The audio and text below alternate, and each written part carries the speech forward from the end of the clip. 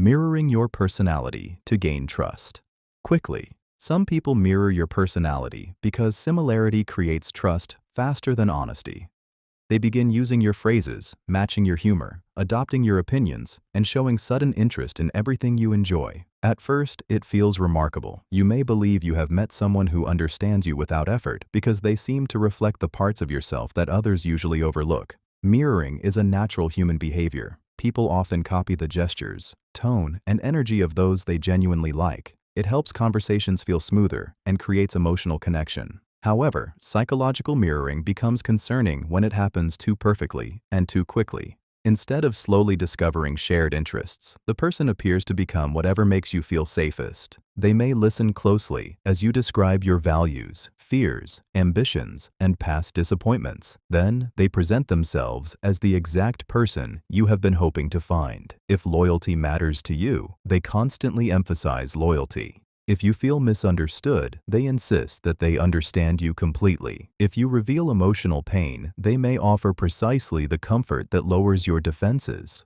The danger is not similarity itself. The danger is emotional speed. Feeling deeply recognized can cause you to trust someone before their behavior has had time to prove their character.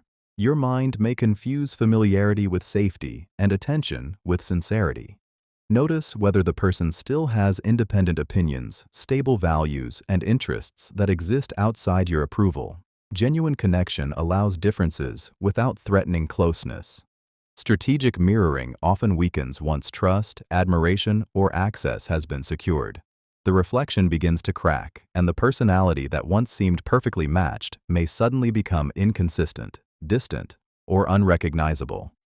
Excessive friendliness can be used to collect information. Excessive friendliness can feel flattering because it creates the impression that someone genuinely likes, trusts, and understands you. They may ask thoughtful questions, remember small details, offer constant compliments, and make you feel unusually comfortable within a short time.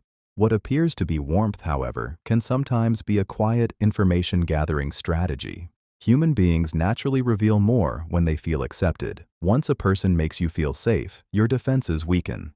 You may begin discussing your fears, relationships, finances, ambitions, conflicts, and insecurities without noticing how much you have shared. The friendlier they appear, the less suspicious their questions seem.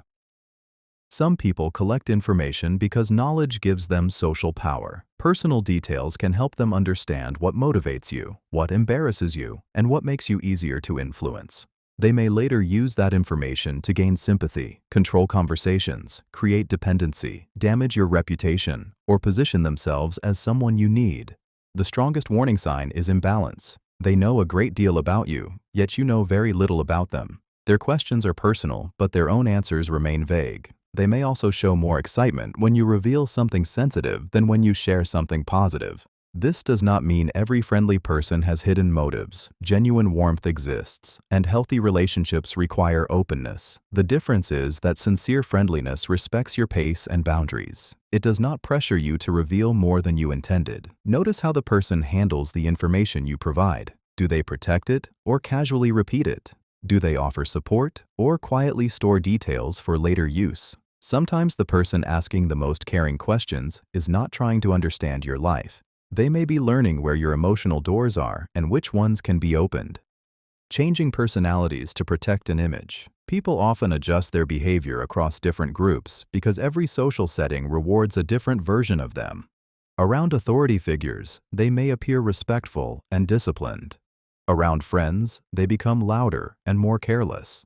Around people they want to impress, they suddenly seem generous, confident, or emotionally intelligent. Some adjustment is normal, but extreme changes can reveal that image matters more to them than authenticity. This behavior is driven by impression management, the psychological need to control how others see us. People quickly study what a group admires, rejects, or expects, then shape their personality to gain approval. They may hide unpopular opinions, imitate the group's language, or pretend to value things they privately dislike. Their goal is not always connection. Sometimes it is status, acceptance, protection, or access. The disturbing part appears when their values change with the audience. They may defend you privately, but criticize you publicly. They may treat influential people warmly while ignoring those who offer them nothing. Each version seems convincing because they have learned exactly what each group wants to see. Being around such a person can make you question which version is real. You may feel respected in private, then strangely invisible when others arrive. You might blame yourself for the sudden change, even though their behavior is driven by fear of judgment or a hunger for approval. Pay attention to what remains consistent when the audience changes. Healthy social flexibility changes tone, not character. A genuine person may speak differently at work and with friends, but their basic kindness, honesty, and respect remain recognizable. When someone repeatedly sacrifices those qualities to protect their image, their true priority is often not the relationship. It is how the relationship makes them look. Praising what they secretly envy. People may praise what they secretly envy because admiration is often easier to express than insecurity. They compliment your confidence, intelligence, appearance, success, or relationships, yet something in their tone feels slightly cold. The words sound supportive, but the energy behind them feels tense, forced, or strangely competitive. Psychologically, envy creates an uncomfortable conflict. A person may genuinely recognize your strengths while also feeling threatened by them. Praising you allows them to appear kind and emotionally secure without confronting the painful belief that your success makes them feel smaller. The compliment protects their image, while the envy remains hidden underneath. This is why certain praise feels unstable. They may congratulate you, then immediately mention your flaws. They may celebrate your achievement, but quickly compare it to someone more successful. They might say you are talented while subtly suggesting you are lucky. The praise lifts you for a moment, then quietly pulls you back down. The emotional danger is confusion. You sense support, yet you also feel diminished because the criticism is wrapped in kindness. You may question whether you are being too sensitive. Over time, you may begin shrinking yourself to keep the other person comfortable. Hidden envy often becomes clearer when you experience setbacks. Someone who truly supports you may feel concerned and encourage you. Someone who envies you may become noticeably more relaxed, engaged, or affectionate when you are struggling. Your pain removes the comparison that made them uncomfortable. Not every awkward compliment hides jealousy. Some people simply communicate poorly. The pattern matters more than one moment. Watch whether their praise is followed by competition, minimization, imitation, or withdrawal. Genuine admiration allows your success to exist without punishment. Envious praise often sounds warm while quietly asking you not to shine too brightly, supporting you privately but avoiding you publicly. Some people support you privately but avoid you publicly because their loyalty depends on who is watching. In private, they may agree with you, comfort you, praise your character, and promise that they are on your side. But when other people enter the room, their warmth disappears. They become distant, silent, or strangely neutral. This behavior often comes from social fear. They may worry that openly supporting you could damage their status, friendships, reputation, or access to a powerful group.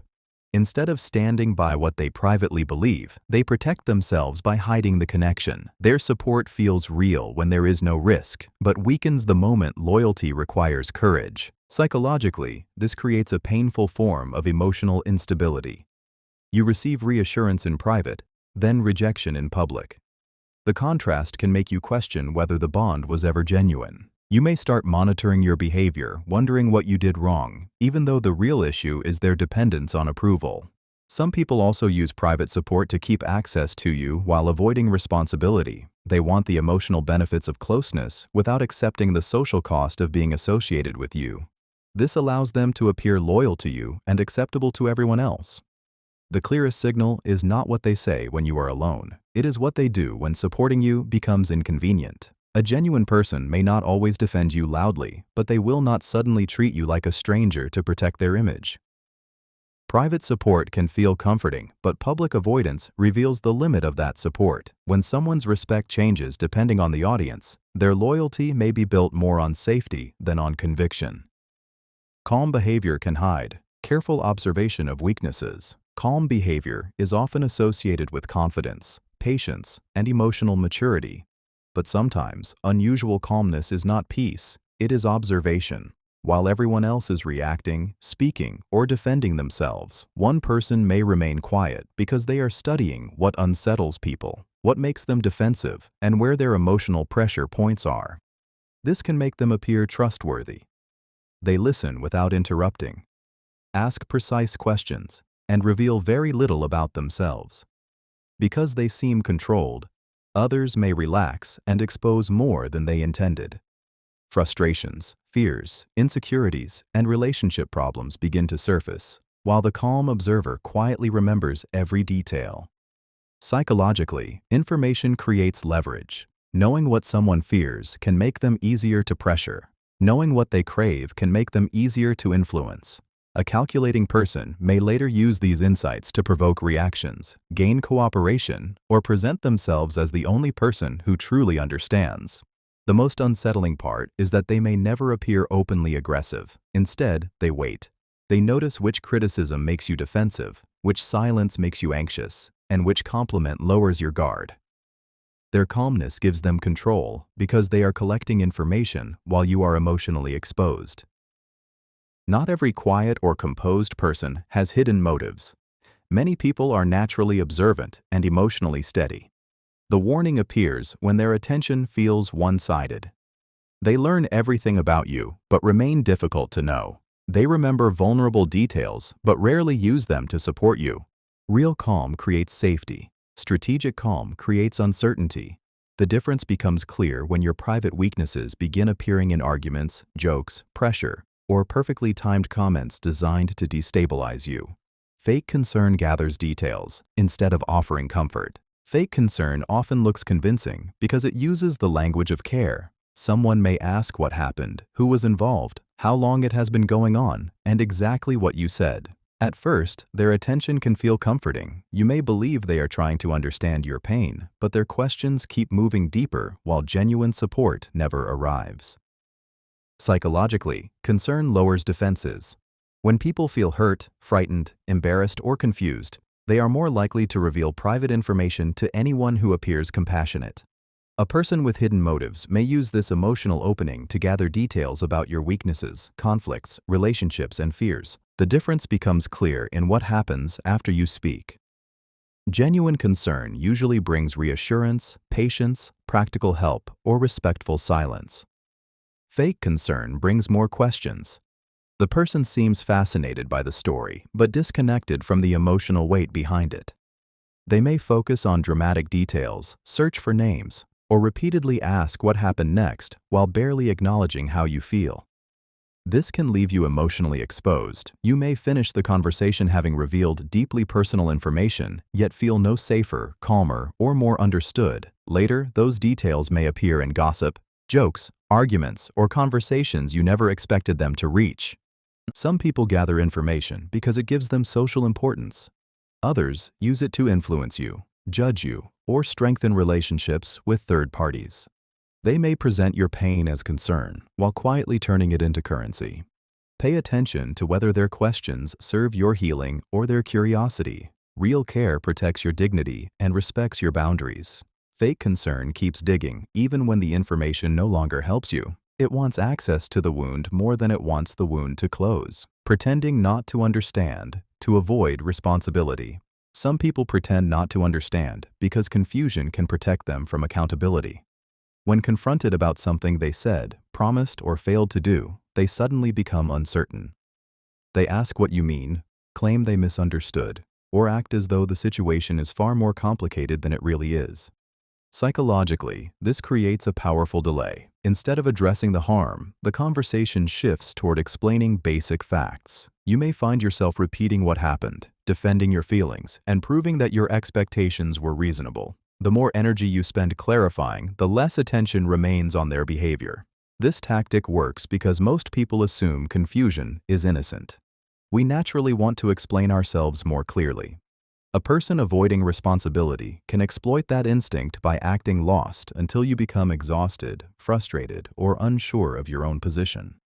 They may say they did not know you were serious, did not understand the boundary, or thought you meant something else. Sometimes misunderstandings are genuine. The warning appears when confusion repeatedly benefits the same person and disappears whenever responsibility belongs to someone else. The emotional effect can be deeply unsettling. You begin questioning whether you communicated badly. You may soften your complaint, lower your expectations, or apologize for becoming upset. Meanwhile, the original issue remains unresolved. Pay attention to what happens after you explain clearly. A sincere person may still disagree, but they will acknowledge your meaning and respond directly. Someone avoiding accountability keeps moving the conversation into new layers of confusion. Pretended misunderstanding is not always about lacking information.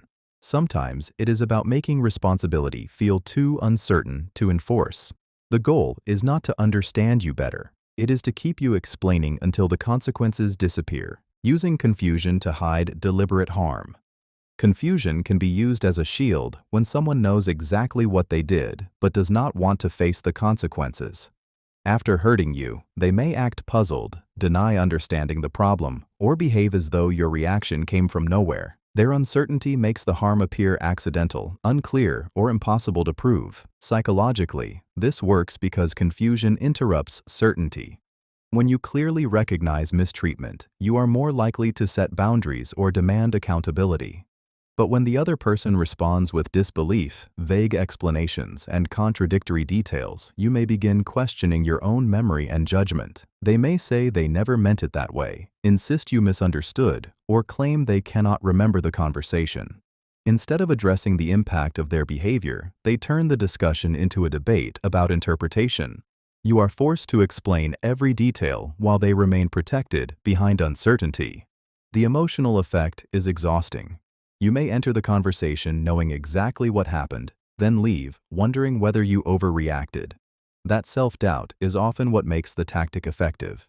The more confused you become, the easier it is for the person to avoid consequences. Genuine confusion usually decreases when clear evidence or explanation is provided. Strategic confusion keeps changing shape. Each answer creates another question, and every clarification produces a new excuse. The goal is not understanding. It is delay, distraction, and emotional fatigue. Pay attention to patterns rather than isolated words. When confusion repeatedly appears only after harmful behavior, it may not be innocent. Sometimes the person is not struggling to understand the damage. They are trying to make the damage feel too uncertain for you to confront. Copying your values to appear trustworthy. People may copy your values because shared beliefs create trust faster than repeated proof. When someone discovers that you care deeply about honesty, loyalty, family, discipline, faith, fairness, or personal growth, they may begin presenting themselves as someone who believes exactly the same things. At first, this can feel deeply reassuring. You may think you have found someone whose character naturally aligns with yours. They use the same moral language, criticize the same behaviors, and tell stories that make them appear principled. Because values shape how we judge safety, this similarity can lower your defenses quickly. Psychologically, people trust those who seem morally familiar. Shared values create the impression that future behavior will be predictable. A person with hidden motives may understand this and repeat your beliefs before their actions have earned that trust. The danger appears when their values exist mainly in conversation. They speak strongly about loyalty, but abandon people when loyalty becomes inconvenient. They praise honesty, but hide information that could damage their image. They condemn manipulation while using guilt, pressure, or silence to control others. This can be emotionally disorienting because words of principle sound meaningful. You may excuse contradictions because you want to believe the person is who they claim to be.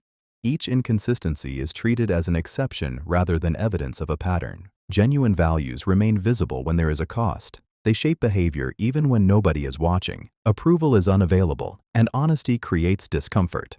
Copied values often disappear when they stop producing trust or admiration. Listen to what people say, but watch what they repeatedly choose. Someone can memorize your principles within a conversation. Living by them consistently requires character. Exaggerating helplessness to weaken your boundaries. Helplessness can be exaggerated because people often find it harder to say no to someone who appears fragile, confused, overwhelmed, or incapable. The moment you set a boundary, they may suddenly seem unable to cope without you. What began as a reasonable limit becomes framed as abandonment, cruelty, or proof that you do not care. Psychologically, this works by activating guilt. Most people want to see themselves as kind, reliable, and compassionate. When someone presents themselves as completely dependent on your help, refusing them can feel morally wrong, even when their demands are unfair. You may begin sacrificing your time, energy, privacy, or peace simply to avoid feeling heartless. The pattern often appears when their helplessness grows stronger around consequences. They may claim they cannot make decisions, solve simple problems, contact anyone else, or manage responsibilities without your involvement. Yet when something benefits them, they suddenly become capable, organized, and determined. This behavior can trap you in a caretaker role. You stop asking whether the request is reasonable and start asking whether they will survive your refusal. Over time, your boundaries weaken because every limit produces distress, panic, silence, tears, or dramatic statements about how badly they need you. Not every struggle is manipulation. People can genuinely feel overwhelmed and require support. The warning appears when helplessness repeatedly becomes a tool for controlling your choices and disappears whenever accountability is removed. Healthy support helps people regain independence. Manipulated helplessness keeps you responsible for emotions, tasks, and consequences that belong to someone else. The person may not be powerless at all. They may have learned that appearing powerless gives them access that direct demands would never achieve. Fake humility is often a hidden request for praise. Fake humility appears modest on the surface, but underneath it is often a quiet demand for reassurance. A person may downplay their success, insult their own abilities, or pretend not to notice their strengths, knowing others will rush to correct them. They may say they are not talented after receiving praise, call themselves unattractive while carefully seeking reactions, or describe an achievement as nothing when they clearly want recognition. The words sound humble, but the emotional structure is designed to pull compliments from the room. Psychologically, this works because people feel uncomfortable leaving self-criticism unanswered. When someone lowers themselves publicly, others often feel pressure to lift them back up. This creates praise without the person having to ask for it directly, allowing them to appear modest while still receiving attention. The pattern becomes clearer when reassurance never seems to satisfy them. You compliment them, but they reject it. You explain their strengths, but they introduce another insecurity. The conversation keeps circling until they receive enough admiration to feel emotionally secure. Fake humility can also protect someone from criticism. By criticizing themselves first, they control the conversation and make others less likely to challenge them. If they call their work imperfect, people may comfort them instead of offering honest feedback. Real humility does not require constant correction. A genuinely humble person can acknowledge success without exaggerating it, accept praise without performing discomfort, and remain open to improvement without demanding reassurance. Watch what happens after the compliment arrives. If the modesty disappears once enough praise has been collected, the humility may have been less about modesty and more about controlling how much admiration others provide, sharing small weaknesses to hide bigger lies. Some people reveal small weaknesses because controlled vulnerability can make them appear honest. They admit to minor flaws, harmless mistakes, or embarrassing habits, creating the impression that they have nothing important to hide. Once you see them confessing something uncomfortable, you may assume their openness extends to everything else. Psychologically, this works because confession increases credibility. When someone willingly exposes an imperfection, the mind often interprets it as evidence of sincerity. You may think, if they were dishonest, why would they admit that? The small admission becomes proof of character, even when it has been carefully chosen. A person may confess that they are impatient while hiding cruelty, admit they once lied while concealing ongoing deception, or describe themselves as emotionally guarded while avoiding questions about serious betrayal. The weakness they share is real enough to feel convincing, but safe enough to protect the larger story. This creates a powerful distraction. Attention moves toward the flaw they selected, while more damaging behavior remains outside the conversation. They control what you question by giving you something smaller to examine. The emotional danger is that you may reward the confession with deeper trust. You begin sharing more, lowering your guard, or excusing inconsistencies because the person seems self-aware. Their apparent honesty becomes a shield against suspicion. Genuine vulnerability does not guarantee perfect behavior, but it usually leads to accountability and change. Strategic vulnerability produces sympathy without meaningful transparency. Watch whether their admissions connect to action, responsibility, and consistent behavior. Sometimes the flaw being revealed is not the secret. It is the cover placed in front of the secret, carefully chosen to make everything behind it appear more believable. Minor confessions can distract from serious wrongdoing. Minor confessions can make someone appear honest while quietly redirecting attention away from something far more serious. They may admit to being careless, impatient, forgetful, or not completely truthful about a small detail. Because they confessed without being forced, the admission can feel like proof that they are taking responsibility. Psychologically, this works through selective honesty. Once a person admits to a lesser mistake, others often feel they have reached the truth. The confession creates emotional relief, making further questioning seem unnecessary or unfair. You may think the person has already opened up when they have only revealed the safest part of the story.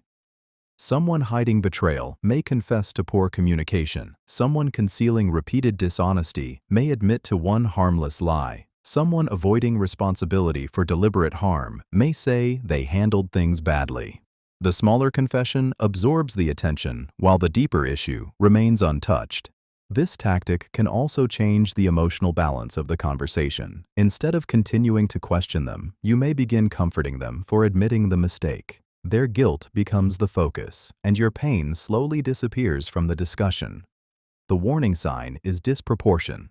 The confession sounds serious enough to appear meaningful, yet it does not fully explain the damage, contradictions, or pattern you have observed. Important questions remain unanswered, but the person acts as though the matter has been resolved. Real accountability does not choose only the easiest truth. It addresses the full behavior, its impact, and the consequences. A minor confession may be genuine, but when it repeatedly arrives just before deeper scrutiny, it can function like a decoy, offering enough truth to stop you from searching for the rest. Appearing open, while controlling what they reveal. Some people appear emotionally open because they know that vulnerability creates trust. They tell personal stories, discuss painful experiences, and speak as though they are revealing their deepest self.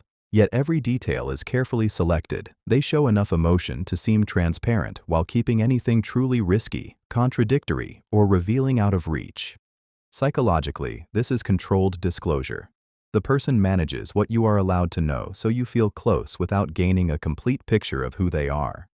They may share old wounds that make them sympathetic, but avoid current behaviors that would expose dishonesty. They may describe what others did to them while saying little about how they contributed to those conflicts.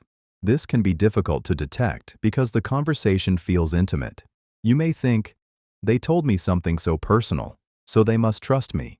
That belief can make you lower your guard and share more than they do. The emotional exchange becomes unbalanced, even though it seems mutual. A controlled person often answers questions with stories that create emotion but not clarity. They reveal feelings while avoiding facts. They admit to harmless flaws but redirect anything connected to accountability. Their openness is real enough to feel convincing, but structured enough to protect their image. The warning appears when you know many dramatic details about their life but still cannot understand their patterns, choices, or responsibilities. Genuine openness includes discomfort, contradiction, and accountability.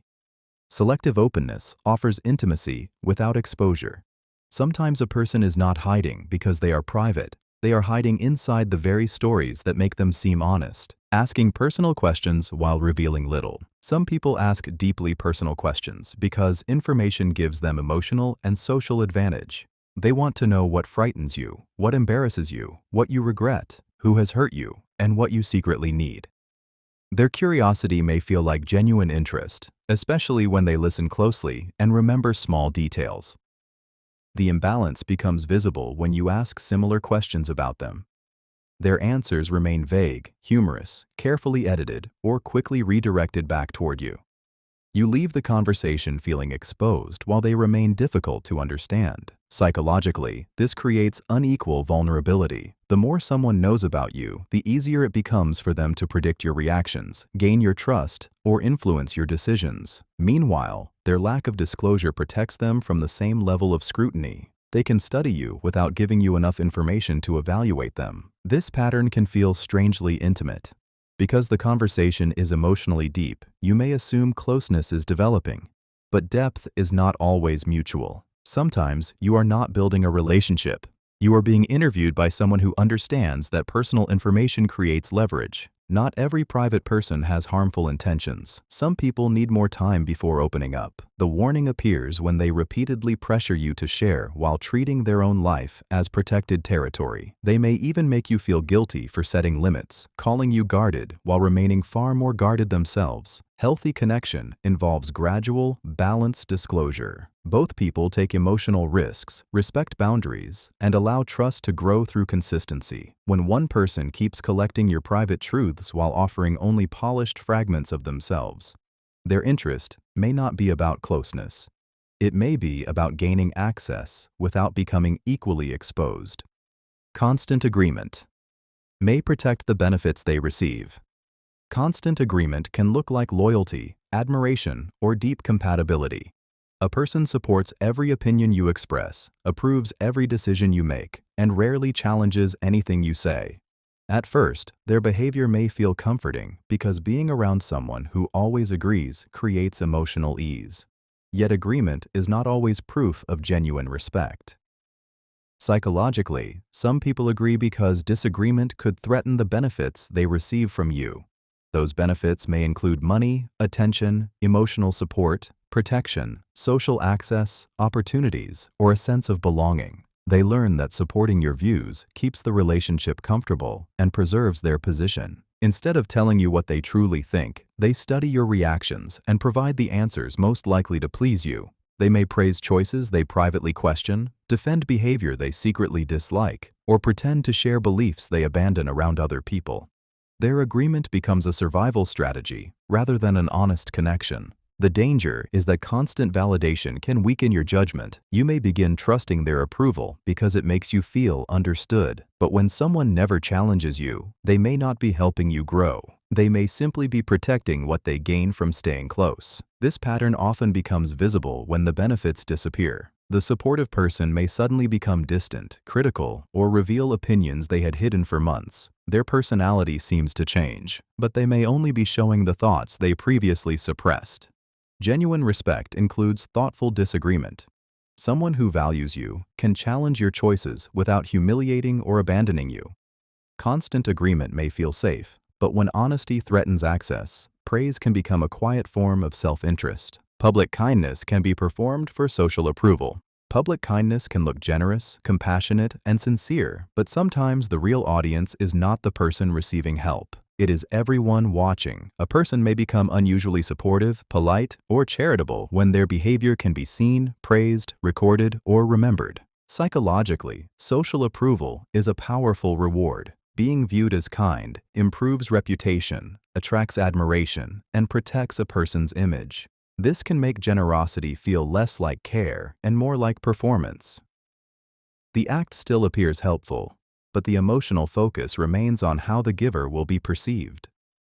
They may offer help loudly, make sure others notice their sacrifice, or repeatedly mention what they did afterward. In private, however, the same warmth may disappear. They may become impatient, dismissive, or unwilling to help when there is no recognition available. This contrast can be painful for people who know them closely. Outsiders may describe them as generous, while those around them experience emotional coldness. Because the public version is so convincing, private harm can become harder to explain. Others may struggle to believe that someone admired for kindness could behave differently without witnesses. Not every public act of generosity is fake. Genuine people can help openly and still care deeply. The warning lies in consistency.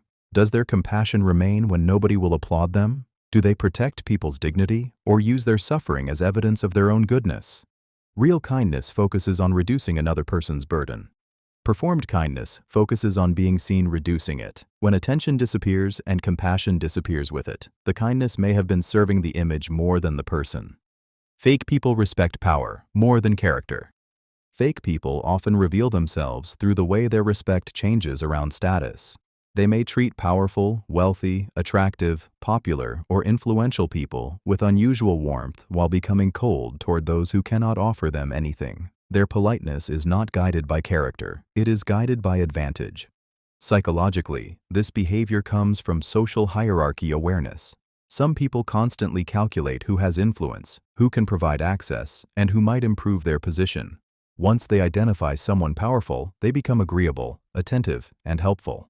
They laugh harder, listen more carefully, and tolerate behavior they would criticize in someone with less status. The disturbing contrast appears in how they treat people beneath them.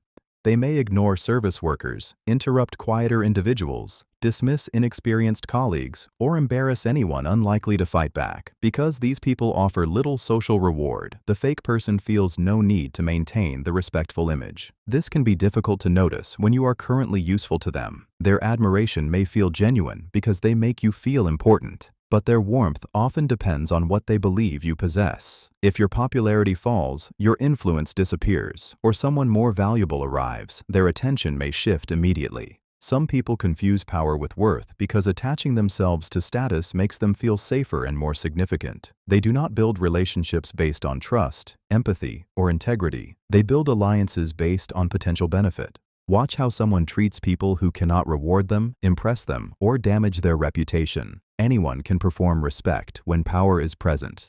Character becomes visible when there is nothing to gain, no audience to impress, and no consequence for being unkind. Support may increase when your success becomes useful. Some people become more supportive only after your success begins offering them something. When your ideas were uncertain, your goals were ignored. When you struggled, they remained distant. But once your work attracts attention, money, influence, or opportunity, their interest suddenly grows. Psychologically, this is often driven by association. People naturally want to connect themselves with success because it can improve how others see them. Supporting you becomes socially rewarding. They may now praise your talent, remind others that they always believed in you, or position themselves as an important part of your journey. The painful part is how convincing this new support can feel. After being overlooked, receiving encouragement may satisfy a deep emotional need. You may want to believe they finally recognize your worth, yet their attention may be directed less toward who you are and more toward what your success can provide. They may request introductions, opportunities, money, recognition, or access to your growing network.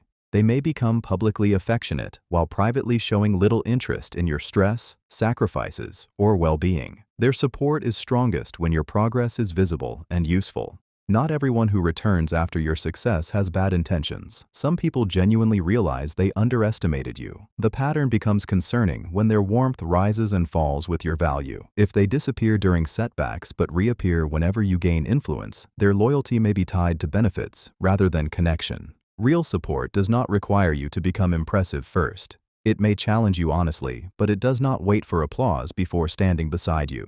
Sometimes success does not create new supporters. It simply reveals who was waiting for your life to become profitable to them. Rejecting gossip while quietly encouraging it. Some people publicly reject gossip because they want to appear mature, trustworthy, and above conflict. They may say they dislike drama, avoid speaking badly about others, or insist that private matters should remain private. Yet behind that respectable image, they ask questions that keep the gossip alive. Psychologically, this creates moral cover. By presenting themselves as someone who disapproves of gossip, they reduce suspicion and make others feel safer sharing sensitive information. They may never directly ask for a secret. Instead, they use concern, curiosity, or carefully placed silence to encourage you to continue. They may say, "I do not want to judge, but what happened?" Or, "You do not have to tell me, unless you need to talk." Their words sound cautious, yet their attention sharpens as the details become more personal.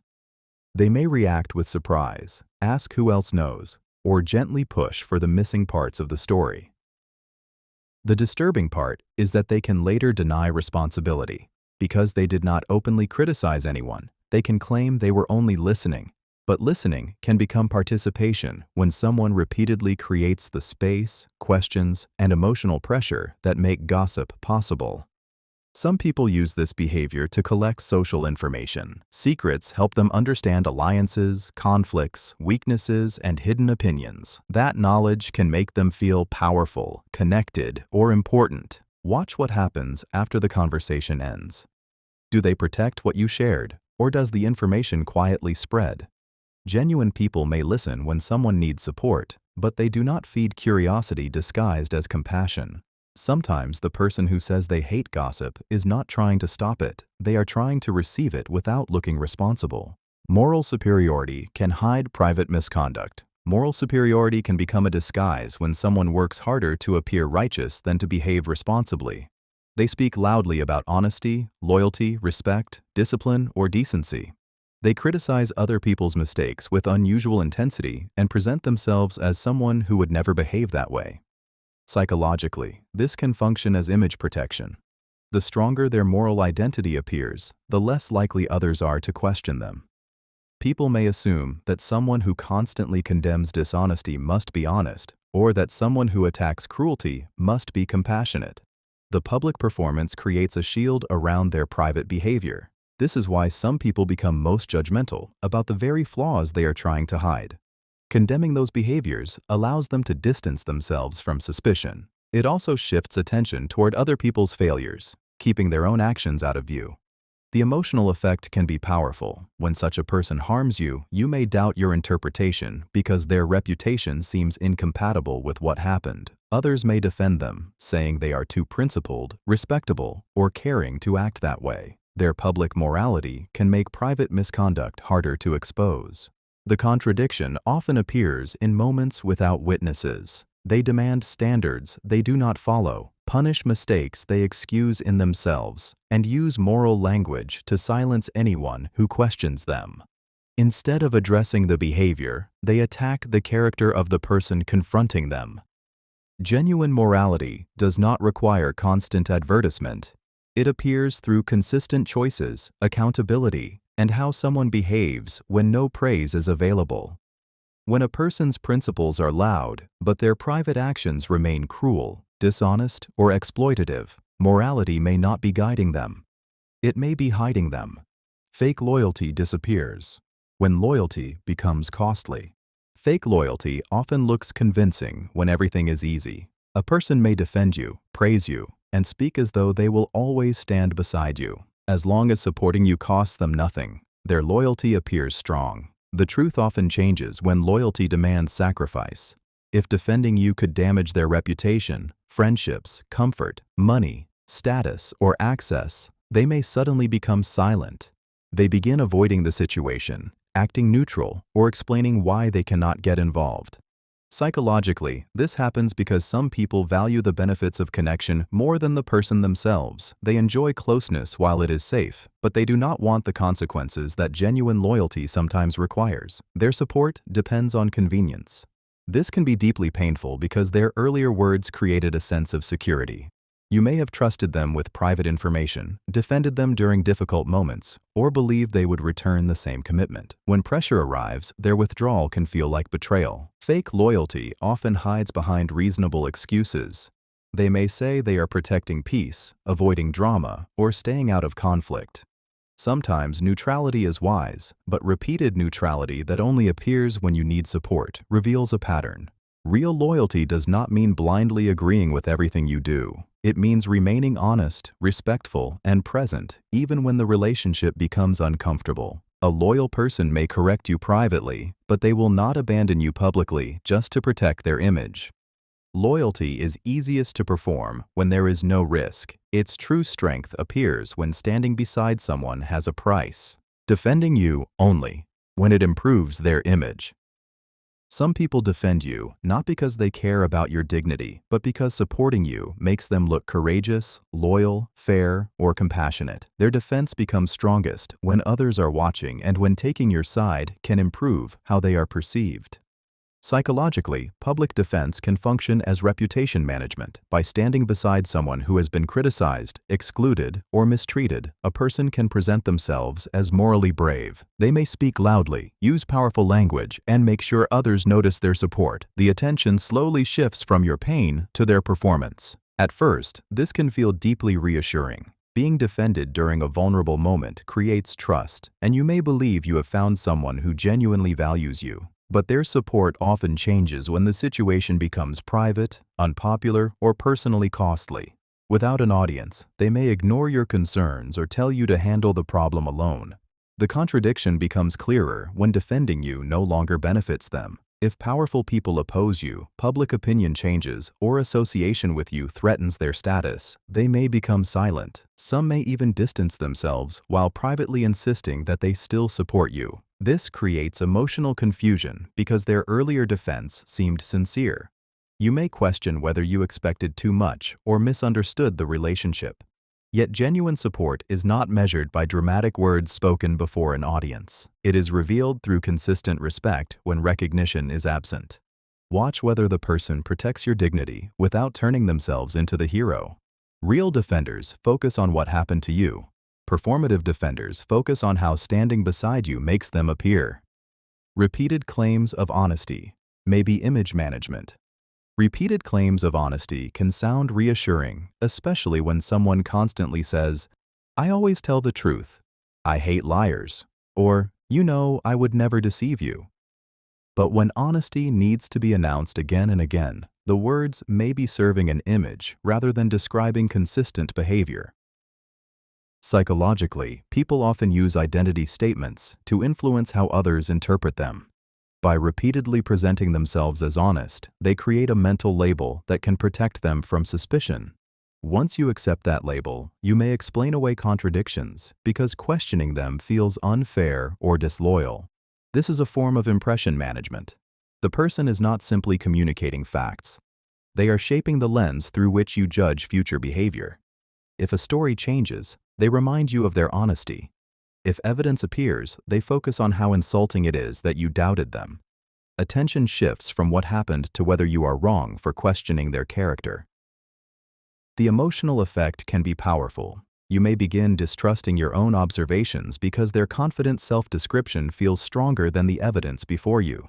Their repeated claims can make normal questions feel like personal attacks. Not everyone who values honesty is deceptive. Some people emphasize it because trust matters deeply to them. The warning appears when their words are louder than their actions, especially when they become defensive instead of offering clear answers. Real honesty does not depend on constant advertisement. It is visible in consistency, accountability, and the willingness to tell uncomfortable truths. When someone keeps reminding you that they are honest, they may be trying to ensure that their reputation reaches you before the full reality does. People who hate drama may secretly create it. People who constantly announce that they hate drama may be trying to distance themselves from the chaos they quietly create. They describe themselves as peaceful, mature, and uninvolved. Yet conflict seems to follow them everywhere. Friendships collapse, groups divide, and misunderstandings grow around them while they remain convinced that everyone else is the problem. Psychologically, this can be a form of image protection. By labeling themselves as someone who avoids drama, they make others less likely to question their role in it. They may spread partial information, carry messages between people, make suggestive comments, or encourage private complaints without openly taking responsibility. They rarely create conflict directly. Instead, they plant uncertainty. They may tell you that someone seemed upset with you, hint that others have been talking, or repeat a private remark because you deserve to know. Then they step back and watch the tension grow. The emotional effect can be confusing because they appear calm while everyone else becomes reactive. Their composure makes them look innocent, even when their words triggered the situation. If confronted, they may say they were only being honest, trying to help, or staying out of it. Some people are drawn to drama because it gives them attention, control, or importance. Being the person who knows every secret can make them feel powerful. Creating conflict also allows them to position themselves as the mediator afterward. Watch the pattern, not the label. A genuinely peaceful person reduces confusion, protects private information, and avoids unnecessary escalation. Someone who repeatedly claims to hate drama while carrying it from one relationship to another may not be escaping conflict. They may be producing it carefully enough to avoid being blamed. Politeness can hide resentment or hostility. Politeness is usually seen as respect, self-control, and emotional maturity, but sometimes it becomes a mask that allows resentment to remain hidden. A person may smile, speak softly, and use perfect manners while quietly feeling anger, jealousy, or contempt toward you. Psychologically, open hostility carries social consequences. If someone insults you directly, others can recognize the aggression and hold them accountable. Politeness gives them protection. They can appear reasonable while expressing hostility through tone, timing, silence, exclusion, or carefully chosen words. They may compliment you in ways that feel slightly insulting, agree with you while emphasizing your mistakes, or offer help with a coldness that makes you feel unwelcome. Nothing they say seems openly wrong, yet the interaction leaves you tense, diminished, or confused. This hidden hostility is difficult to confront because the person can point to their polite language as proof of innocence. If you react, they may accuse you of being overly sensitive or ungrateful. Their calm presentation makes your discomfort look irrational, even when the emotional message was clear. Resentment often leaks through small inconsistencies. Their smile disappears when you succeed. Their warmth becomes mechanical when others praise you. They remember your weaknesses more easily than your strengths. Their words remain courteous, but their behavior repeatedly places you beneath them. Not every distant or formal person secretly resents you. Some people are naturally reserved. The pattern matters. Genuine politeness protects dignity, even when disagreement exists. Politeness used as camouflage allows hostility to enter the room without ever admitting its name. Unrequested help may create future obligation. Unrequested help can look generous because it arrives before you ask. Someone solves a problem, pays for something, offers a favor, or steps into your responsibilities without being invited. At first, it may feel thoughtful. You may believe they are simply caring, attentive, or unusually dependable. Psychologically, receiving help activates reciprocity. Most people feel pressure to return kindness, even when they never requested it. This social instinct keeps relationships balanced, but it can also be used to create invisible debt. Once someone has helped you, saying no to them later may feel selfish or ungrateful. A manipulative person may understand this pressure. They give first, then wait. Later, they ask for access, loyalty, emotional labor, secrecy, money, or cooperation. If you hesitate, they remind you of everything they have done. The original favor is transformed into a contract you never agreed to. The emotional effect can be powerful because the obligation feels moral. You may ignore your discomfort, weaken a boundary, or accept an unfair request simply because you do not want to appear unappreciative. Their generosity begins controlling choices that should belong to you. Not all unrequested help has hidden motives. Genuine kindness exists and often asks for nothing in return. The warning appears when the person keeps a mental record, mentions the favor repeatedly, or becomes resentful when you do not respond as expected. Healthy help respects your independence and allows you to refuse repayment. Strategic help creates dependence, guilt, and future access. Sometimes the favor is not being given freely. It is being placed in your hands, so it can be collected later with interest. Fake generosity usually carries hidden expectations. Fake generosity looks like kindness, but it often comes with an invisible price. A person may give money, gifts, time, attention, or opportunities without clearly asking for anything in return. At first, their behavior feels generous. You may feel grateful, valued, and even emotionally closer to them.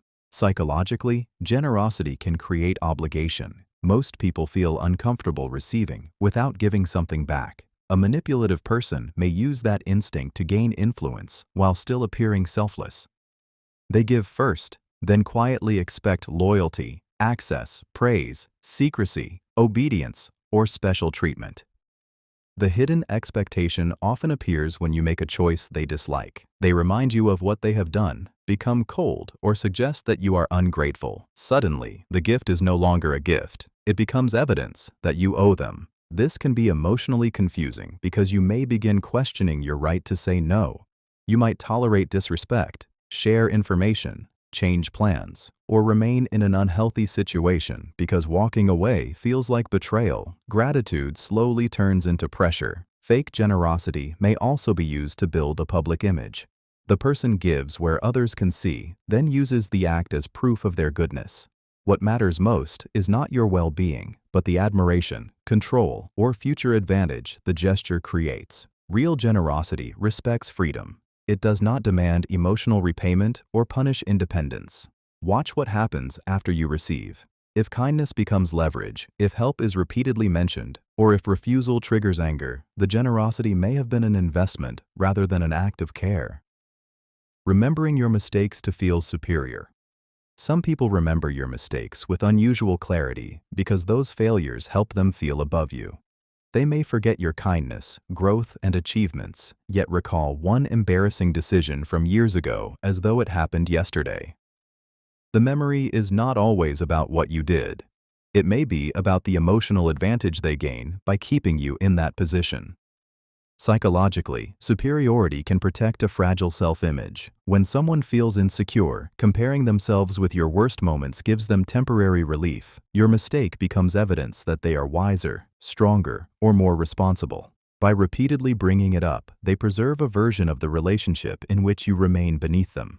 They may mention your past during unrelated disagreements, disguise criticism as humor, or remind others of what happened when you receive praise.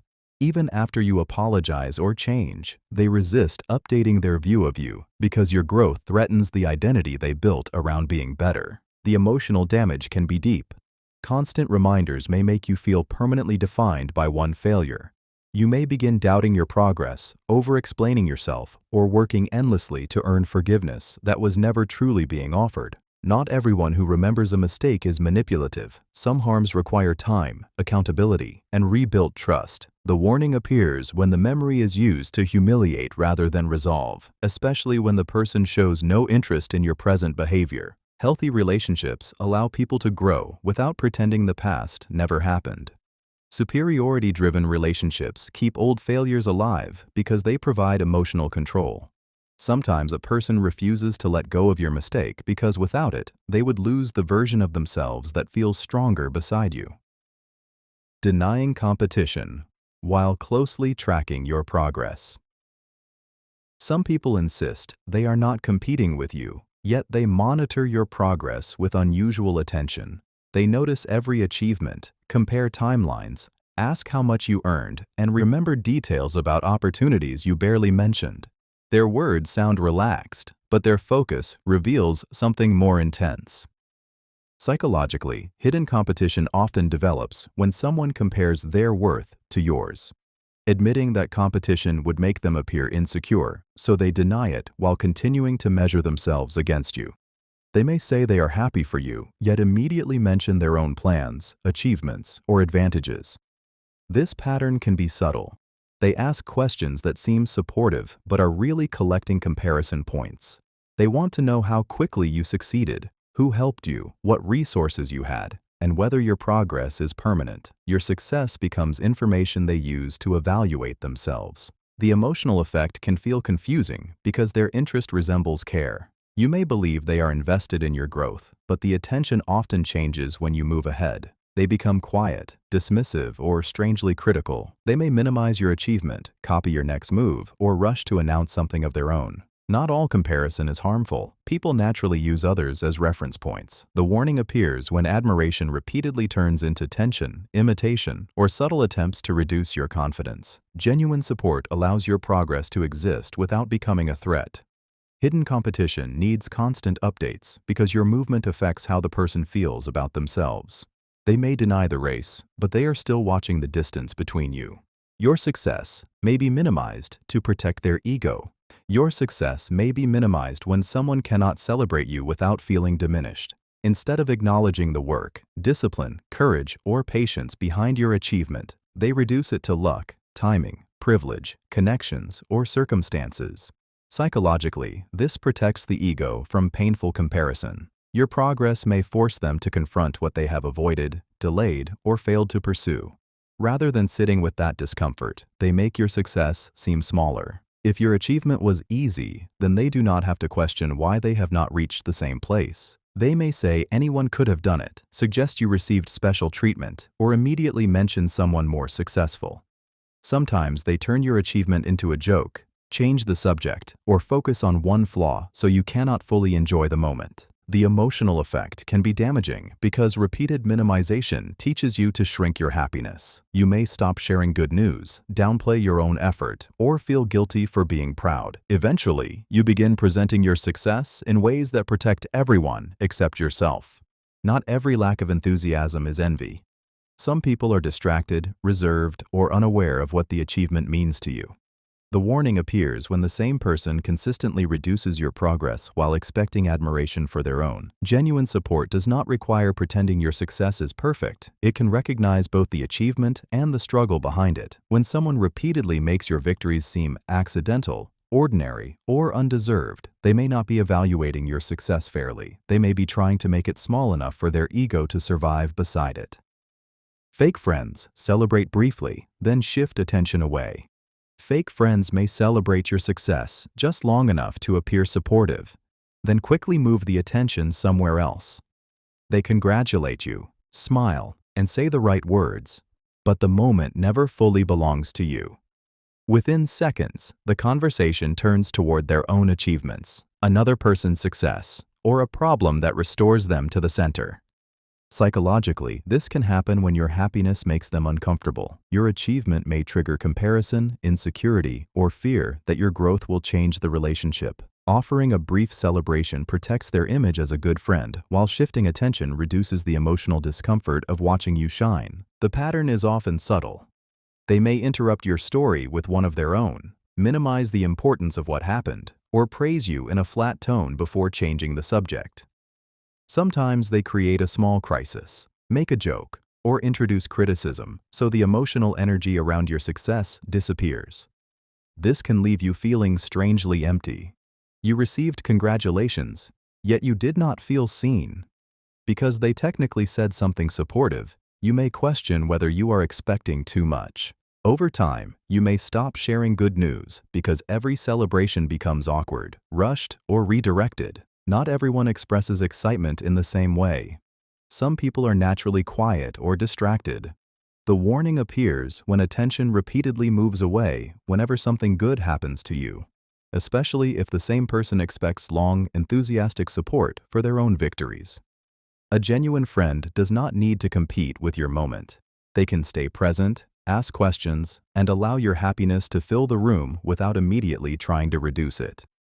Encouraging risks. They would never take themselves.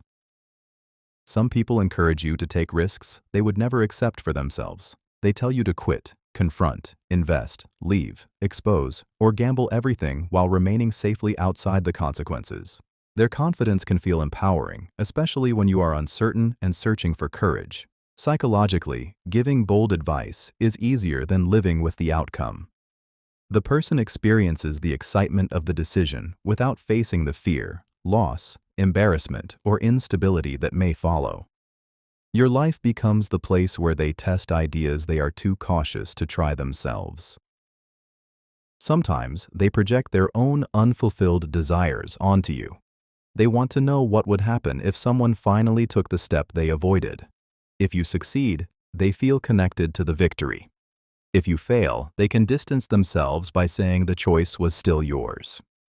The emotional danger appears when their certainty replaces your judgment. Because they sound fearless, you may mistake confidence for wisdom, yet they may not fully understand your responsibilities, finances, relationships, health, or tolerance for uncertainty. They are advising from imagination while you must live inside the result. Not everyone who encourages courage is careless. Supportive people can help you move beyond fear. The difference is responsibility. Genuine guidance considers risks, alternatives, preparation, and your actual circumstances. Reckless encouragement focuses only on the dramatic action. Watch whether the person would accept the same consequences they are asking you to face. Someone who repeatedly pushes you toward danger while protecting their own comfort may not be strengthening you. They may be using your choices to experience excitement without paying the price.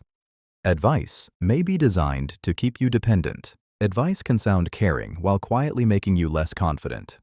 A person may tell you what to do, warn you against trusting your judgment, or convince you that important decisions are too complicated to handle alone. Their guidance seems protective, but it repeatedly leads you back to them. Psychologically, dependency grows when someone begins doubting their own ability to think, choose, and recover from mistakes.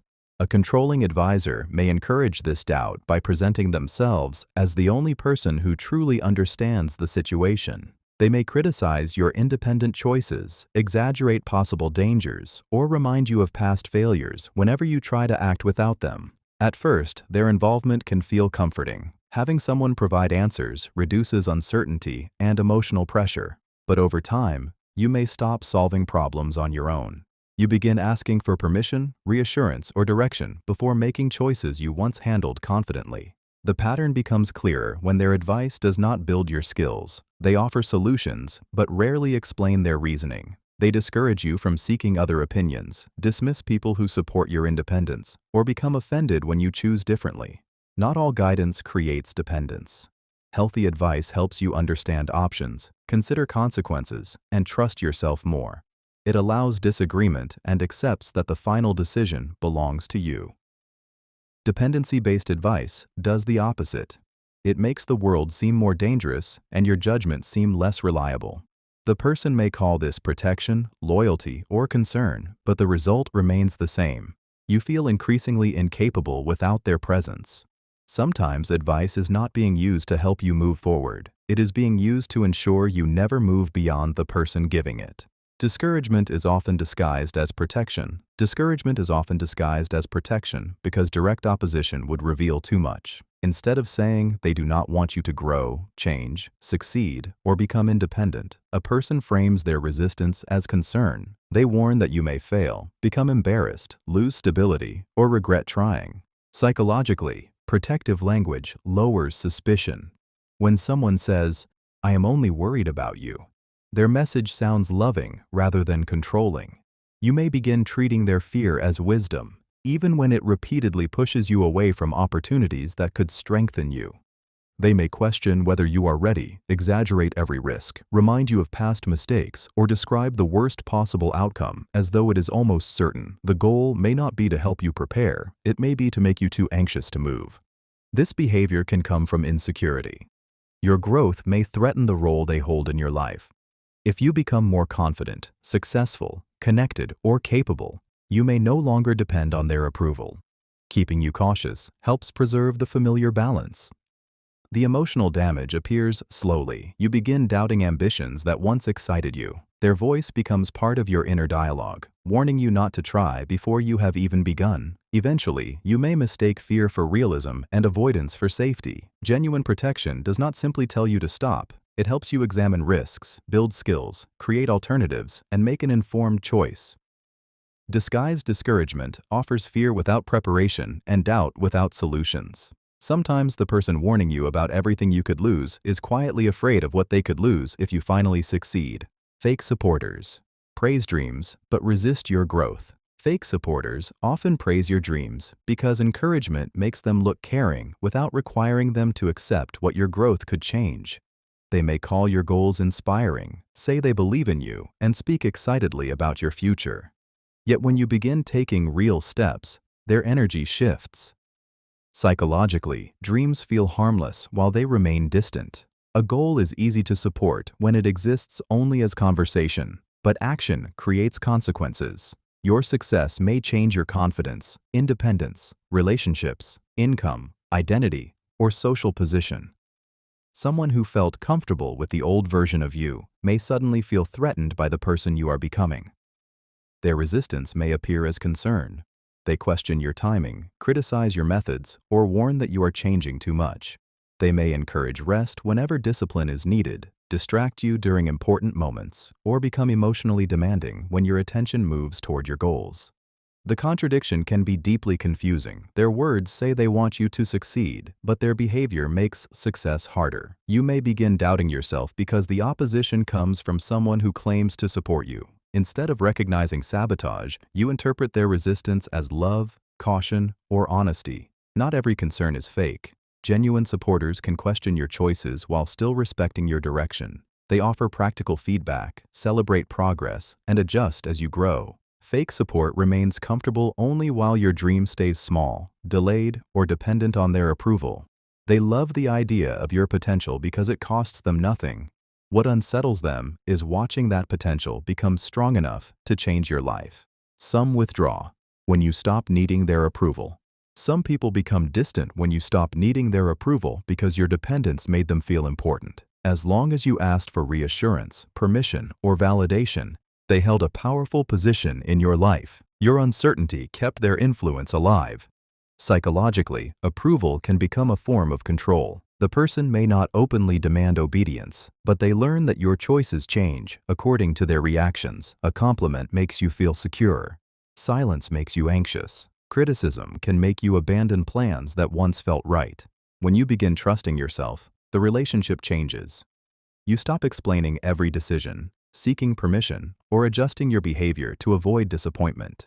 Instead of celebrating your confidence, they may become cold, dismissive, or unusually critical. Their withdrawal can feel painful because you may mistake it for evidence that you have done something wrong. You wonder whether becoming more independent made you arrogant, selfish, or distant. In reality, your growth may simply have removed the role they depended on. Some people feel valuable only when others need their guidance.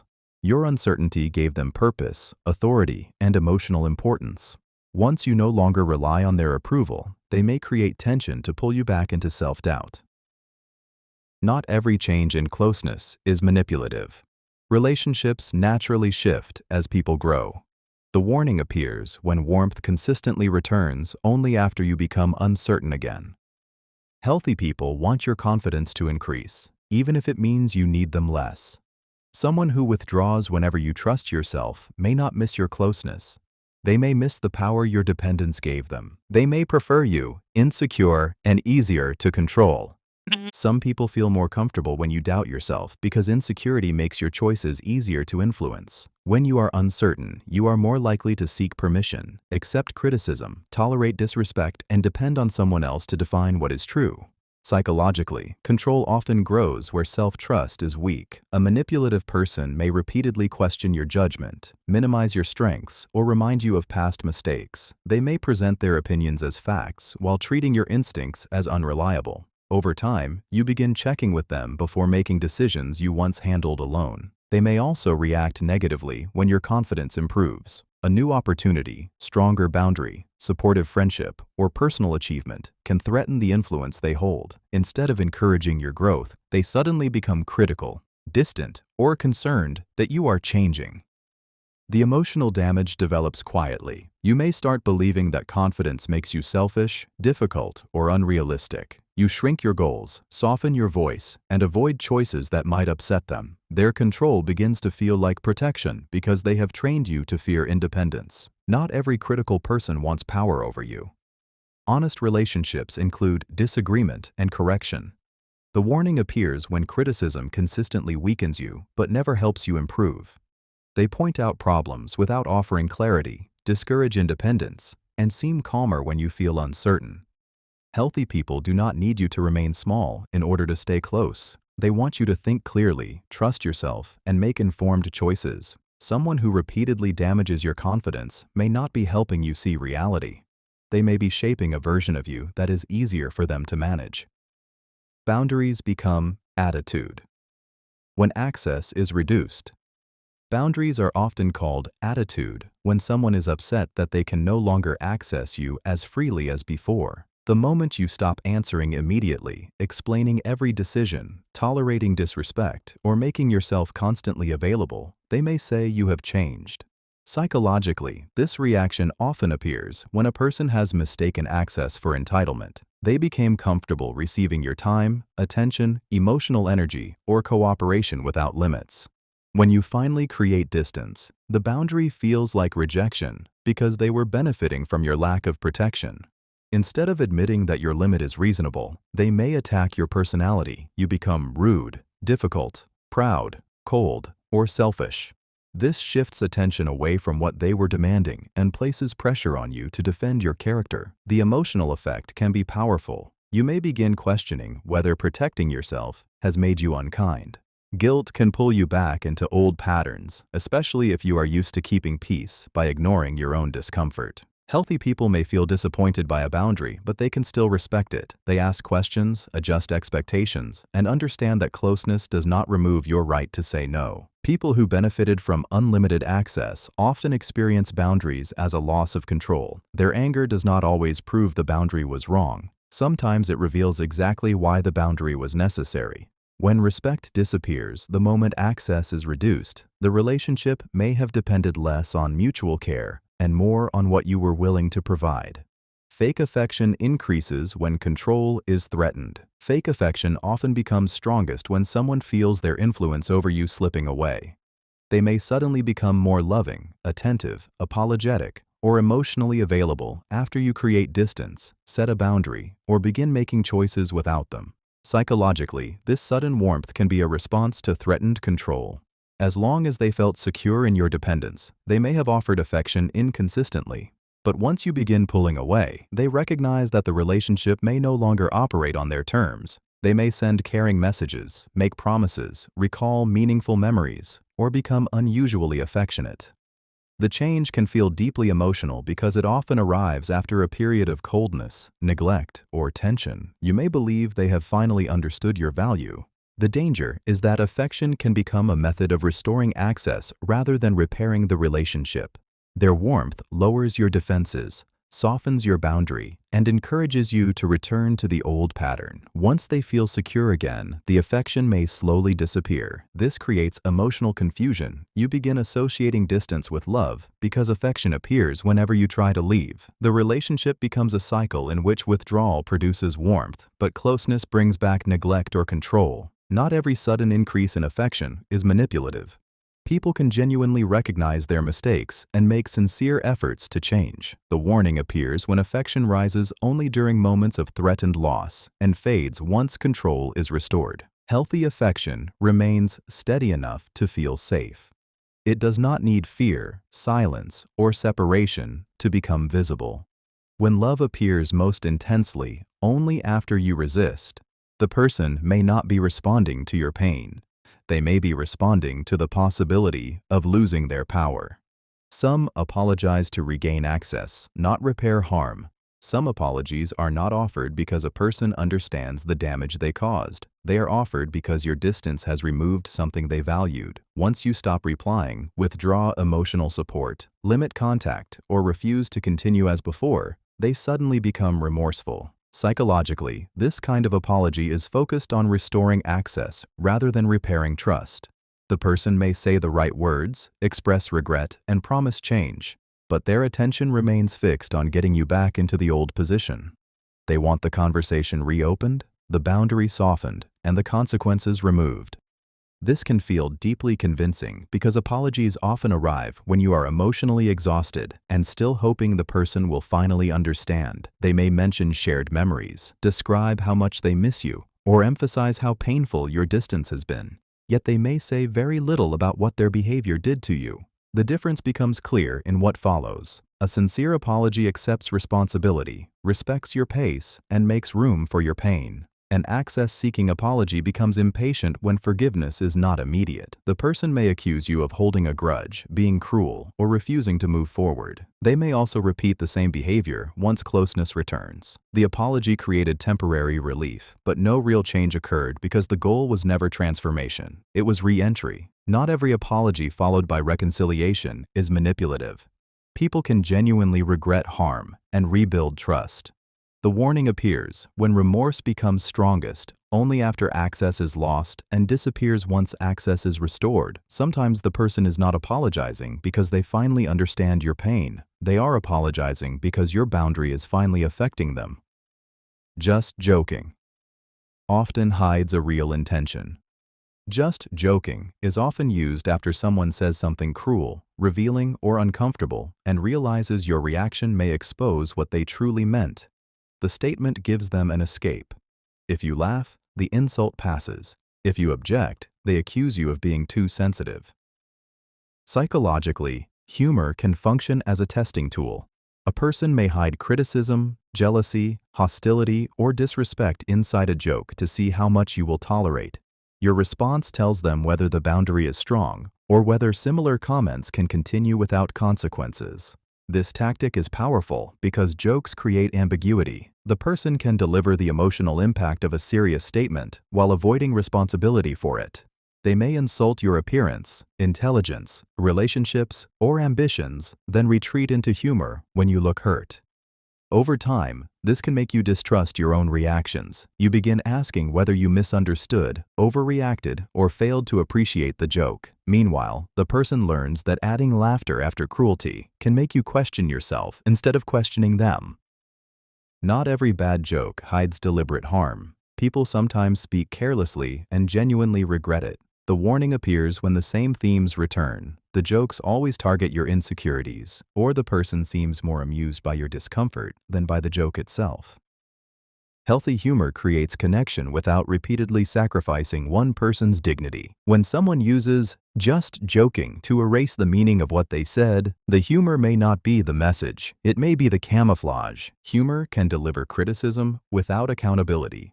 Humor can become a safe hiding place for criticism. A person may mock your choices, appearance, intelligence, habits, or ambitions, then laugh as though the comment was harmless. The words carry a real judgment, but the joke protects them from having to admit it. Psychologically, humor creates ambiguity. It allows someone to test how much disrespect you will tolerate while keeping an easy escape. If you laugh, they learn the comment is acceptable. If you object, they can accuse you of being too serious, insecure, or unable to take a joke. This creates a powerful imbalance. They receive the satisfaction of expressing criticism, while you carry the emotional impact. Because the attack is wrapped in comedy, confronting it can make you look unreasonable. You may start smiling through discomfort just to avoid becoming the problem. Repeated joking can slowly weaken confidence. A single comment may seem small, but constant remarks about the same insecurity can become an emotional pattern. You begin wondering whether other people secretly think the same thing, or whether the joke contains a truth you are afraid to face. Not every teasing comment is harmful. Healthy humor feels mutual, respects clear limits, and stops when someone is uncomfortable. Harmful humor repeatedly targets the same person, the same weakness, or the same private pain. Watch what happens when you ask them to stop. A respectful person adjusts. Someone avoiding accountability becomes defensive and insists you misunderstood. Sometimes the laughter is not there because the comment was harmless. It is there to make the harm difficult to challenge. Fake compliments often contain subtle insults. Fake compliments are designed to sound kind while quietly lowering your confidence. A person may praise you, but attach a comparison, criticism, or hidden condition that leaves you feeling smaller than before. The words appear positive, yet the emotional effect feels strangely unpleasant. Psychologically, this is often called a backhanded compliment. It allows someone to express envy, resentment, or superiority without appearing openly hostile. They may say, "You look good for your age," "You are smarter than people expect," or "I did not think you could do that." The compliment gives them social protection, while the insult delivers the real message. This tactic can be difficult to challenge because the person can claim they were being nice. If you react negatively, they may accuse you of being ungrateful or overly sensitive. That confusion is part of what makes the comment effective. You are pushed to question your own reaction instead of examining their intention. Over time, subtle insults can weaken self-trust. You may begin focusing on the negative part of every compliment, wondering whether others secretly see you the same way. The person appears supportive while repeatedly placing doubt inside moments that should feel encouraging. Not every awkward compliment is manipulative. Some people simply communicate poorly. The warning appears when praise consistently contains comparison, surprise, humiliation, or a reminder of your perceived flaws. Genuine compliments allow appreciation to stand on its own. They do not require you to feel embarrassed, inferior, or grateful for being accepted, despite some hidden defect. When praise regularly leaves a bruise, the kindness may only be the wrapping. Praising minor qualities, while ignoring your strengths. Some people praise small, harmless qualities while deliberately ignoring the strengths that truly matter to you. They may compliment your clothes, your handwriting, or the way you arrange something, yet remain silent about your intelligence, discipline, courage, creativity, or progress. Psychologically, this can be a subtle way of controlling recognition. Acknowledging your real strengths may feel threatening because those qualities make you more confident, independent, or difficult to diminish. By praising only minor details, the person can appear supportive without validating the parts of you that carry real power. The pattern becomes painful when you share something meaningful. You complete a difficult task, overcome a personal struggle, or achieve something you worked hard for, but they respond with a shallow comment. Instead of recognizing your effort, they focus on something small and emotionally safe. This can leave you feeling unseen. Because they technically complimented you, you may question why the interaction still felt empty. Over time, you may begin chasing their approval, hoping they will eventually acknowledge the strength they keep avoiding. Sometimes this behavior comes from envy. Sometimes it comes from a desire to keep the emotional balance in their favor. If they fully recognize your abilities, they may fear losing superiority or influence. Not every missed compliment is intentional. People notice different things and may not understand what matters to you. The warning appears when the same person repeatedly avoids your strongest qualities while eagerly praising details that do not challenge them. Genuine appreciation is not afraid to name your power. When someone consistently praises what is small while ignoring what is strong, the silence may reveal more than the compliment. Compliments may secretly compare you with others. Some compliments do more than praise you. They quietly place you inside a competition you never agreed to enter. A person may say you are the smartest one here, more attractive than your friend, or doing better than everyone expected. The words sound positive, but they also create comparison, pressure, and distance. Psychologically, comparison-based praise can make approval feel conditional. You are not being valued for who you are. You are being valued because someone else has been placed beneath you. This can make the compliment feel exciting at first, especially if it confirms an insecurity or gives you a temporary sense of superiority. The danger is that the same method can later be turned against you. If praise depends on being better than someone else, your value becomes unstable. The moment another person succeeds, improves, or receives attention, the approval may shift away from you. Some people use comparative compliments to create rivalry. They praise you in front of others, then praise others in front of you. This keeps everyone emotionally alert, competitive, and eager for validation. Instead of building confidence, the compliment creates dependence on ranking. The emotional effect can be subtle. You may begin watching other people more closely, questioning your place, or feeling threatened by someone you previously respected. A simple compliment has now changed how you see the room. Not every comparison is manipulative. People sometimes speak carelessly. The warning appears when praise repeatedly creates competition, jealousy, or insecurity. Genuine appreciation can stand on its own. When a compliment needs someone else to lose value before you can gain it, the praise may be less about lifting you and more about controlling the relationship between you. People may fake surprise to protect their source. People may fake surprise when they already know the truth but do not want you to discover who told them. They widen their eyes, ask sudden questions, or act as though the information is completely new. Their reaction seems natural, yet it may be carefully performed to protect the person who gave them access.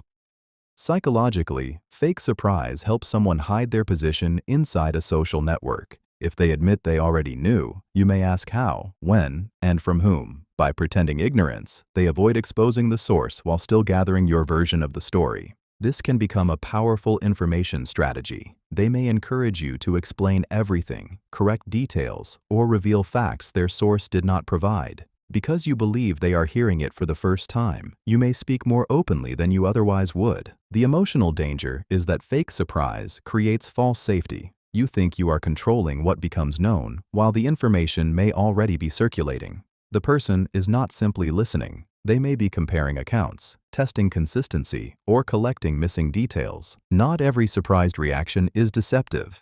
People can genuinely hear unexpected information. The warning appears when their questions are unusually precise, their reactions feel delayed, or they seem to know where the story is heading before you explain it. Watch whether their surprise brings empathy or investigation. A sincere person responds to what you are feeling. Someone protecting a source may focus on names, timing, and exact details. Sometimes the shock on their face is not a reaction to what you said. It is a performance designed to hide how much they already knew. Fake neutrality. usually follows personal advantage. Fake neutrality often appears when someone wants the benefits of every side without accepting the responsibility of choosing one. They claim they do not want conflict, insist they can understand everyone, and present themselves as calm and fair. Yet their neutrality usually bends toward whichever position protects their comfort, status, or access. Psychologically, neutrality can function as self-preservation. Taking a clear stand may cost someone approval, opportunity, or social safety. By remaining vague, they avoid becoming a target while still observing which side is likely to win. This can look mature at first. They may say they are staying out of it, refusing drama, or waiting for more information. But when powerful people enter the situation, their silence often begins helping the stronger side. They may challenge the vulnerable person more harshly, excuse obvious wrongdoing, or suddenly describe unfairness as complicated. The emotional effect can be painful when you expected honesty. Someone may privately agree with you, then become publicly neutral when support carries risk. Their refusal to choose feels balanced to them, but it can leave you carrying the consequences alone. Not every neutral position is fake. Some conflicts genuinely require caution, evidence, and distance. The warning appears when neutrality consistently protects the person's interests and disappears the moment one side becomes more useful. Genuine fairness applies the same standards regardless of status. Fake neutrality waits, watches, and adjusts. It does not ask what is right first. It asks which position will cost the least and offer the most. Staying vague. So they can support the winner. Some people stay vague because clear opinions create risk. They avoid saying what they truly believe, give flexible answers, and use language that can later be interpreted in several ways. Their uncertainty may look thoughtful, but it often protects them from being associated with the losing side. Psychologically, this is a form of social self-preservation. People who strongly depend on approval may watch how others react before revealing where they stand. They want the safety of appearing correct without experiencing the vulnerability of making an honest choice too early. They may say, "I can see both sides.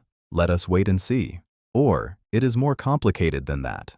Those statements can be reasonable, but the pattern becomes suspicious when they never move toward clarity until the outcome is obvious. Once one person gains influence or public support, they suddenly claim they agreed all along. This behavior allows them to benefit from every result. If one side succeeds, they highlight comments that make them seem supportive. If the other side wins, they reinterpret their earlier words. Their vagueness becomes a social insurance policy. The emotional effect is uncertainty. You may believe they support you because they never openly disagree, only to discover that their silence was never loyalty. They were waiting to see whether standing beside you would be safe. Not every cautious person is dishonest. Some situations genuinely require more evidence. The warning appears when someone repeatedly avoids clear principles but quickly aligns with power after the outcome is settled. People with stable values may change their minds, but they can explain why. Those who stay vague for advantage do not follow truth. They follow momentum, then rewrite their position once the winner is impossible to ignore. Constant personality changes may reveal a weak identity.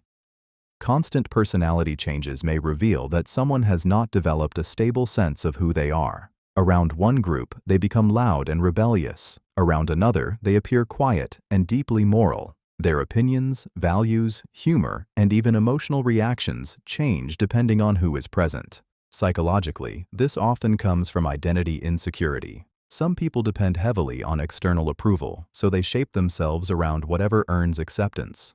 Instead of asking, "What do I truly believe?" they ask, "Who must I become to belong here?" Each group receives a carefully adjusted version of them. Some social flexibility is completely normal. People naturally behave differently at work, with family, or among close friends. The warning appears when the change affects basic character. They defend principles in one room and mock them in another. They treat you warmly in private, but become cold when influential people arrive. This inconsistency can make relationships emotionally confusing. You may never know which version of them will appear or whether their promises will survive a change of audience. Something they sincerely supported yesterday may suddenly embarrass them today. A weak identity can also make someone vulnerable to manipulation. Because they rely on others to define what is acceptable, The strongest personality in the room can reshape their beliefs. Their loyalty follows belonging rather than conviction. Not everyone with an uncertain identity is intentionally deceptive. Fear of rejection, past criticism, or low self-esteem can cause people to adapt excessively. Still, trust requires stability. A healthy identity can adjust its tone without abandoning its values. When someone constantly becomes a new person to match every audience, the changing mask may reveal that they are unsure who remains underneath. People often copy the strongest opinion in the room. People often copy the strongest opinion in the room because certainty is socially persuasive. When one person speaks with confidence, authority, or emotional force, others may begin repeating the same view before they have fully examined it. Psychologically, this happens because the human mind uses social cues to judge what is safe, intelligent, and acceptable. If someone appears powerful or highly respected, their opinion can feel more credible simply because they express it without hesitation. Confidence is easily mistaken for correctness. This effect becomes stronger in groups. People may fear looking uninformed, difficult, or disloyal, so they adjust their position to match the dominant voice. Some stay silent at first, then slowly adopt the same language, arguments, and emotional tone. What began as one person's opinion starts sounding like a shared truth. The emotional danger is that independent judgment can disappear. A quiet person with a thoughtful view may be ignored, while a loud person with weak reasoning controls the conversation. Once the group agrees, questioning the opinion becomes harder because disagreement now feels like rejection by everyone. This pattern is especially visible when the strongest person leaves. People may suddenly express doubts they were afraid to mention earlier. Their agreement was not always belief. Sometimes it was social survival. Not everyone who changes their mind is weak or fake. New information can genuinely shift opinions. The warning appears when someone repeatedly adopts the view of whoever holds the most power, then changes again when a stronger person enters. They may not be following truth. They may be following the safest voice to stand behind. Fake confidence grows by making others feel uncertain. Fake confidence often depends on making other people doubt themselves. A person may speak with certainty, dismiss questions quickly, interrupt hesitation, or treat disagreement as proof of ignorance. Their strength appears impressive, but it may be built on weakening everyone around them. Psychologically, genuine confidence comes from self-trust. Fake confidence often comes from comparison. The person needs others to appear confused, nervous, or less capable so they can feel powerful. Instead of proving their ability through calm action, they create an atmosphere where everyone else feels smaller. They may use complicated language, laugh at simple questions, or respond to uncertainty with impatience. If someone challenges them, they become louder rather than clearer. Their goal is not always to explain. It is to control how intelligent, competent, or certain everyone appears. The emotional effect can be strong. You may begin second-guessing ideas you understood perfectly before they entered the conversation. Their certainty can make your hesitation feel like failure, even when your caution is more thoughtful than their confidence. This pattern is especially visible when they meet someone who cannot be intimidated. Around secure, knowledgeable people, their confidence may collapse into defensiveness, sarcasm, or hostility. They were not comfortable because they trusted themselves. They were comfortable because others felt unsure. Not every forceful person is insecure. Some people are naturally direct and decisive. The warning appears when their confidence requires humiliation, confusion, or constant dominance. Real confidence makes room for questions and does not need other people to feel weak. Fake confidence becomes strongest only when the room begins doubting itself. Confidence is often used to imitate competence. Confidence can make someone appear more capable than they truly are. A person may speak quickly, use a firm tone, avoid hesitation, and present every opinion as fact. Because they sound certain, others may assume they know what they are doing. Psychologically, people often use confidence as a shortcut when judging competence. The human mind is drawn to clear signals. Someone who speaks decisively can feel more trustworthy than someone who pauses, asks questions, or admits uncertainty, even when the cautious person understands the subject better. This is why fake competence can be persuasive. The person may use impressive language, dismiss alternative views, or act offended when questioned. Instead of proving their knowledge, they make doubt appear weak. Their certainty becomes the performance, and many people mistake that performance for expertise. The emotional effect can be powerful. You may begin distrusting your own judgment because they sound so sure. You might follow advice that lacks evidence, ignore better information, or remain silent because challenging them feels intimidating. The illusion often breaks when real pressure arrives. A genuinely competent person can explain their reasoning, adapt when conditions change, and admit what they do not know. Someone imitating competence may become defensive, blame others, or avoid specific questions when their knowledge is tested. Not every confident person is pretending. Confidence and ability can exist together. The warning appears when certainty is much stronger than evidence, explanation, or results. Real competence does not need constant performance. It can survive questions, correction, and uncertainty. When someone relies more on tone than substance, their confidence may not reflect what they know. It may be designed to stop others from discovering what they do not. Some dominate conversations to hide limited knowledge. Some people dominate conversations because controlling the flow prevents others from noticing how little they actually understand. They speak for long periods, interrupt questions, change topics quickly, and rarely allow enough silence for anyone to examine what they are saying. Psychologically, this can be a form of compensation. When someone feels insecure about their knowledge, they may rely on volume, speed, confidence, or complexity to appear informed. If they keep talking, they reduce the chance that another person will ask for evidence, clarification, or deeper reasoning. They may repeat the same point in different words, use technical language without explaining it, or respond to simple questions with long answers that never reach the issue. Their goal is not always to communicate clearly. Sometimes it is to create the impression that they know too much to be challenged.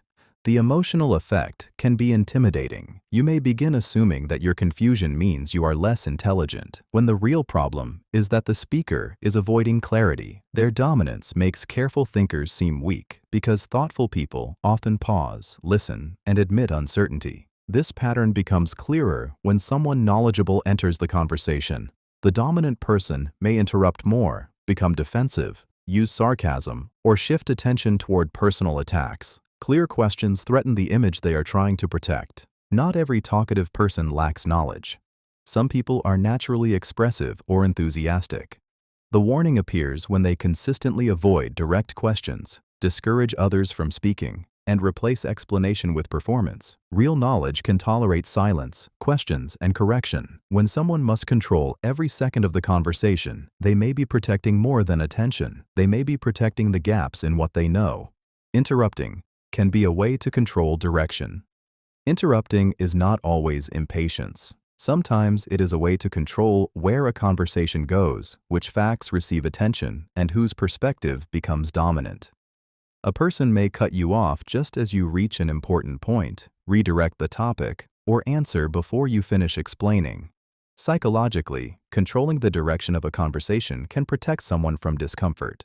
If your words are moving toward a contradiction, boundary, or truth they do not want exposed, interrupting breaks your momentum. You lose the chance to complete the thought while they replace it with a safer version of the discussion. This tactic can also create social dominance. The person signals that their thoughts deserve immediate space while yours can wait. Over time, repeated interruptions may train you to speak more quickly, shorten your explanations, or abandon points before they are fully expressed. The emotional effect is often frustration mixed with self-doubt. You may begin wondering whether you are speaking too much, explaining badly, or failing to hold attention. Meanwhile, the other person keeps deciding what the conversation is allowed to become. Some interrupters use questions that sound relevant, but actually pull attention away from the issue. Others introduce jokes, unrelated details, or emotional reactions that force everyone to respond to them instead. Not every interruption is controlling. Excitement, anxiety, cultural habits, and conversational timing can all play a role. The warning appears when interruptions consistently happen near topics that threaten the person's image, power, or comfort. Healthy conversation allows people to finish, clarify, and return to important points. When one person repeatedly controls the direction, interruption may be less about enthusiasm and more about deciding which truths are permitted to remain in the room. Fake listeners wait to speak rather than understand. Fake listeners can appear attentive because they maintain eye contact, nod at the right moments, and remain quiet while you speak. Yet beneath that performance, they are not truly processing your words. They are preparing their response. Psychologically, real listening requires curiosity, patience, and the willingness to let another person's perspective affect you. Fake listening is different.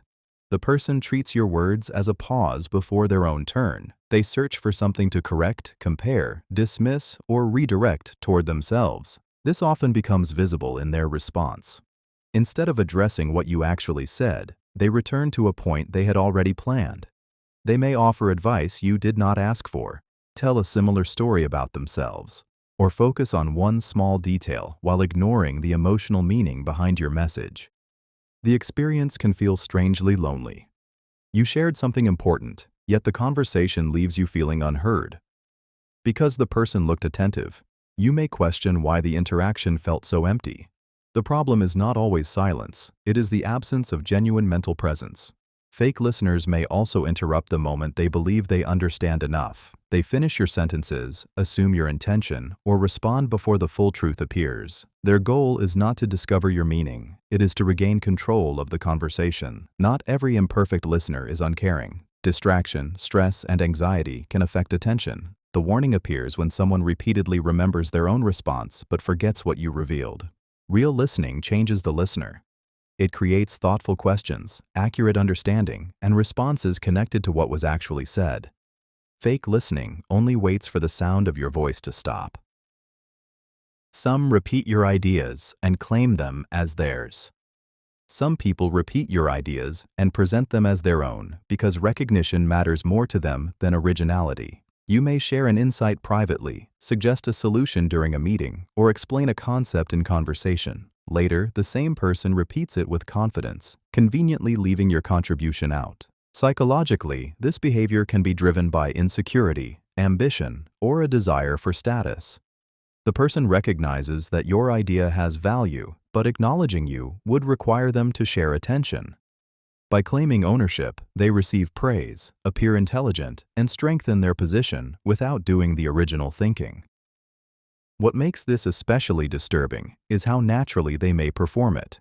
They might slightly change the wording, add one minor detail, or wait long enough for others to forget where the idea began. If you challenge them, they may insist they had been thinking the same thing or accuse you of being overly possessive. The emotional effect goes beyond losing credit. You may feel invisible, used, or uncertain about whether you should continue sharing ideas. When others celebrate the person for something that came from you, silence can feel like allowing your own voice to be erased. Not every repeated idea is stolen deliberately. People can forget where they heard something, reach similar conclusions independently, or unconsciously absorb another person's language. The warning appears when the same individual repeatedly remembers your ideas but forgets your involvement. Watch whether they acknowledge contributions when recognition becomes available. Genuine collaborators share credit because they do not need to reduce others to feel capable. Someone who repeatedly turns your thoughts into proof of their intelligence may not simply admire your mind. They may view your creativity as a resource they can quietly take whenever their own ideas are not enough. Your idea may be ignored until someone respected repeats it. Your idea may be ignored not because it lacks value, but because people often judge information by status before they judge its quality. You may explain something clearly, offer a useful solution, or point out a problem, yet the room barely reacts. Later, someone more respected repeats the same thought, and suddenly everyone listens. Psychologically, this is linked to authority bias. People are more likely to trust ideas when they come from someone powerful, popular, experienced, attractive, wealthy, or socially dominant. The message has not changed. Only the messenger has. This can be deeply frustrating because it makes you feel invisible. You may begin questioning whether you explained yourself badly or lacked confidence. But sometimes the real barrier was not your reasoning. It was the position people had already assigned you. Groups often depend on social shortcuts. Instead of carefully evaluating every idea, they look toward the person whose approval seems safest. Once that person supports the thought, others feel permitted to agree. What they ignored from you becomes acceptable when it carries borrowed authority. The experience can slowly silence people. After being overlooked repeatedly, you may stop contributing, soften your opinions, or wait for someone more powerful to validate what you already know. Your confidence shrinks while the group loses access to ideas that could have helped. Not every repeated idea is deliberate theft. Someone may genuinely reach the same conclusion. The deeper issue is how quickly the group changes its response based on status. A strong idea should not need a powerful voice to become visible. Yet, in many social spaces, truth is not always heard when it first appears. It is heard when someone important gives others permission to notice it. People judge ideas by status, not quality. People often judge ideas by who delivers them before examining whether those ideas are useful, accurate, or intelligent. The same suggestion can be ignored when spoken by someone quiet, inexperienced, unpopular, or low in status, then praised when repeated by someone powerful. Psychologically, this happens because status acts as a shortcut for credibility. Evaluating every idea carefully requires effort, so people often rely on social rank to decide what deserves attention. Confidence, wealth, authority, popularity, education, and reputation can make weak ideas appear stronger than they are. This creates a dangerous imbalance. High-status people may receive praise for ordinary thoughts, while capable people remain unheard simply because they lack influence. The room begins responding to hierarchy rather than truth. The emotional effect can be painful. When your ideas are repeatedly dismissed, you may begin doubting your intelligence. You might speak less, over-prepare every contribution, or wait for someone respected to support you before trusting your own judgment. This pattern also protects bad decisions. Once a powerful person presents an idea, others may hesitate to question it. Agreement becomes socially safer than honest evaluation. Even obvious flaws can be ignored because challenging status feels more dangerous than accepting poor reasoning. Not everyone who respects expertise is biased. Experience and knowledge matter. The warning appears when people accept claims without evidence simply because the speaker is admired while demanding impossible proof from everyone else. A strong mind asks whether an idea works, not whether the person presenting it appears important. When status becomes more persuasive than substance, intelligence is no longer leading the conversation. Social rank is. Fake respect disappears when nobody is watching. Fake respect often looks convincing in public. A person speaks politely, praises your work, listens carefully, and treats you as though your dignity matters. But when the audience disappears, so does the respect. Their tone changes, patience fades, and the warmth they displayed in front of others becomes coldness, dismissal, or contempt. Psychologically, this happens when respect is being used as reputation management rather than genuine regard. The person wants to be seen as kind, fair, professional, or emotionally mature. Public respect protects that image. Private behavior, however, reveals what they actually feel when there is no social reward for treating you well. This contrast can be deeply confusing. Others may describe the person as respectful because they only know the public version. Meanwhile, you experience a completely different side. If you speak about it, people may struggle to believe you because the performance they witnessed was so polished. Fake respect may appear through small changes. They interrupt you when no one else is present, ignore your boundaries, speak down to you, or become impatient the moment your needs require effort. Yet around influential people, they suddenly become attentive again. Not every change in tone is deception. Stress, familiarity, and different environments can affect behavior. The warning appears when respect consistently rises with witnesses and disappears with privacy. Genuine respect does not need applause. It remains visible in quiet moments, disagreements, and situations where kindness offers no advantage. When someone treats you well only when others can see it, they may not respect you. They may respect the consequences of being exposed. Politeness may come from fear, not genuine respect. Politeness does not always mean someone respects you. Sometimes it means they are afraid of your authority, reaction, influence, or ability to create consequences. They smile, agree, follow instructions, and choose their words carefully, but the behavior is driven by self-protection rather than genuine regard. Psychologically, fear can imitate respect because both produce controlled behavior. A fearful person may avoid interrupting you, challenge you only in private, or become unusually agreeable whenever you are present. From the outside, this can look like admiration. Inside, they may feel tense, resentful, or eager to escape. This distinction matters because fear-based politeness disappears when power changes. the person may become dismissive once they no longer depend on you, gain protection from someone stronger, or believe you cannot affect them. Their tone shifts because the consequence that maintained the politeness is gone. The emotional danger is that fear can make someone believe they are valued more than they truly are. Constant agreement and careful manners may strengthen the illusion that others trust their leadership, personality, or judgment. In reality, people may simply be avoiding punishment, conflict, embarrassment, or rejection. Not every nervous or formal person secretly dislikes you. Some people are shy, cautious, or respectful of roles. The pattern becomes clearer in how they behave toward those with less power. Genuine respect tends to remain consistent. Fear-based politeness points upward and disappears downward. Real respect allows honesty, disagreement, and psychological safety. Fear produces silence, performance, and hidden resentment. When someone is kind only while consequences are possible, they may not respect who you are. They may respect what could happen if they stop pretending. Repeating your name can create artificial closeness. Repeating your name can make a conversation feel personal, warm, and emotionally direct. Hearing your own name naturally captures attention because it signals recognition. It can make you feel seen, remembered, and important even when the relationship is still new or shallow. Psychologically, names carry identity. When someone uses your name often, the interaction feels more intimate than ordinary conversation. This can create a sense of familiarity before genuine trust has developed. Salespeople, persuaders, and socially skilled individuals often understand how powerful this effect can be.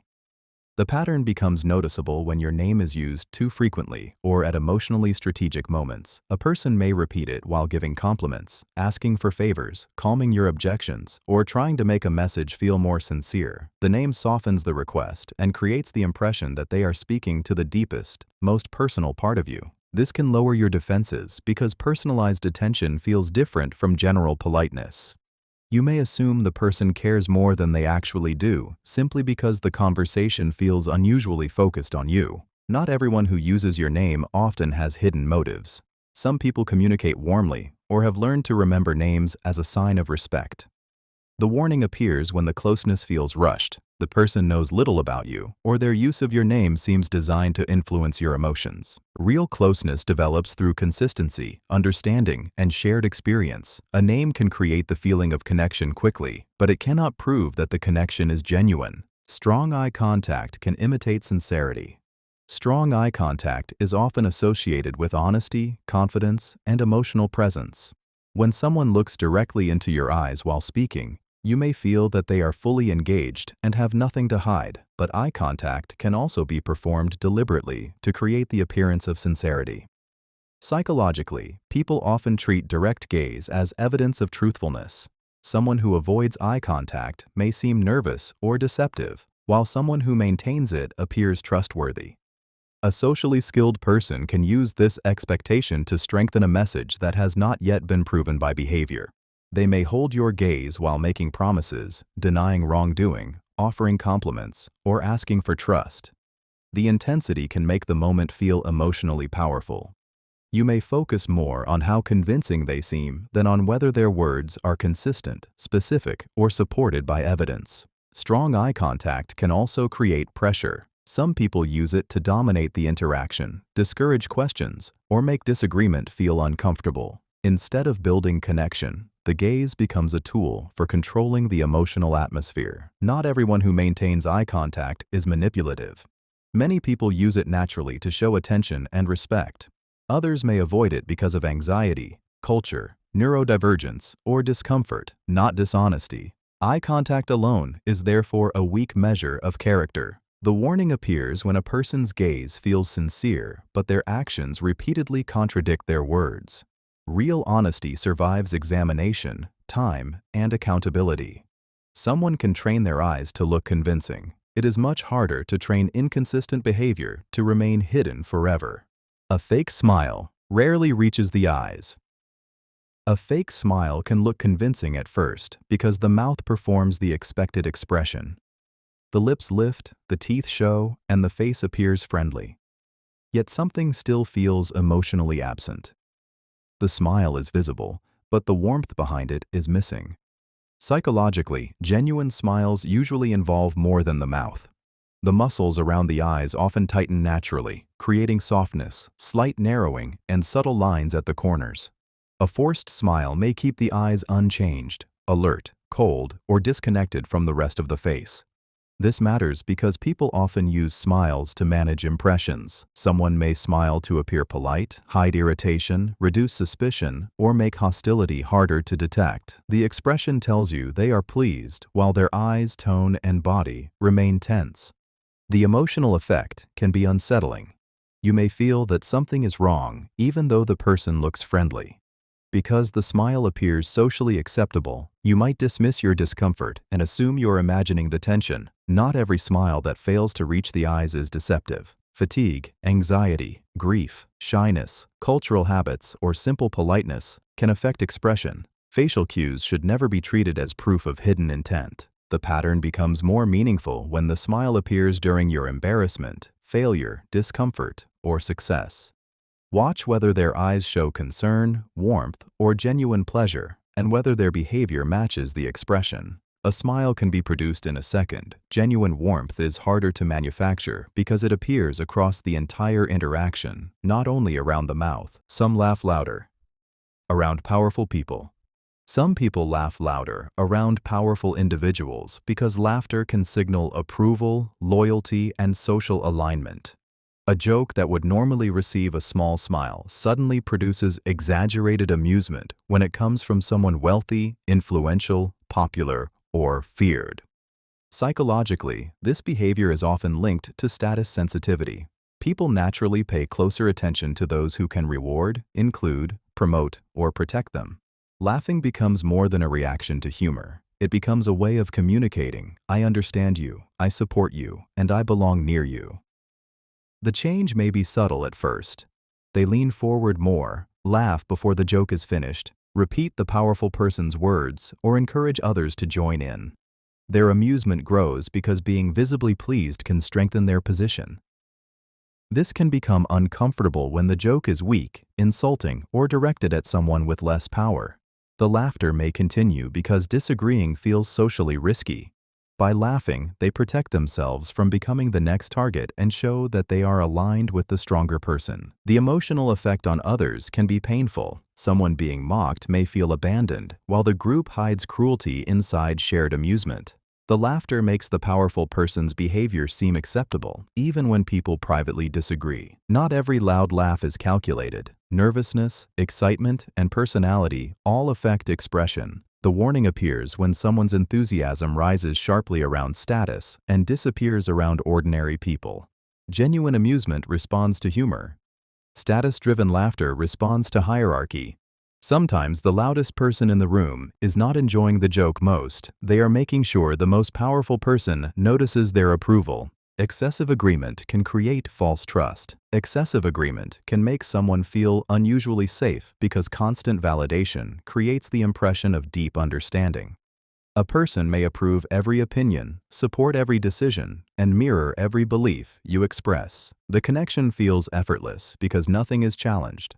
Psychologically, agreement builds familiarity. When someone repeatedly confirms your views, your brain may interpret them as trustworthy, compatible, and emotionally safe. This can cause trust to grow faster than the relationship has earned. The pattern becomes concerning when the person never reveals a genuine difference.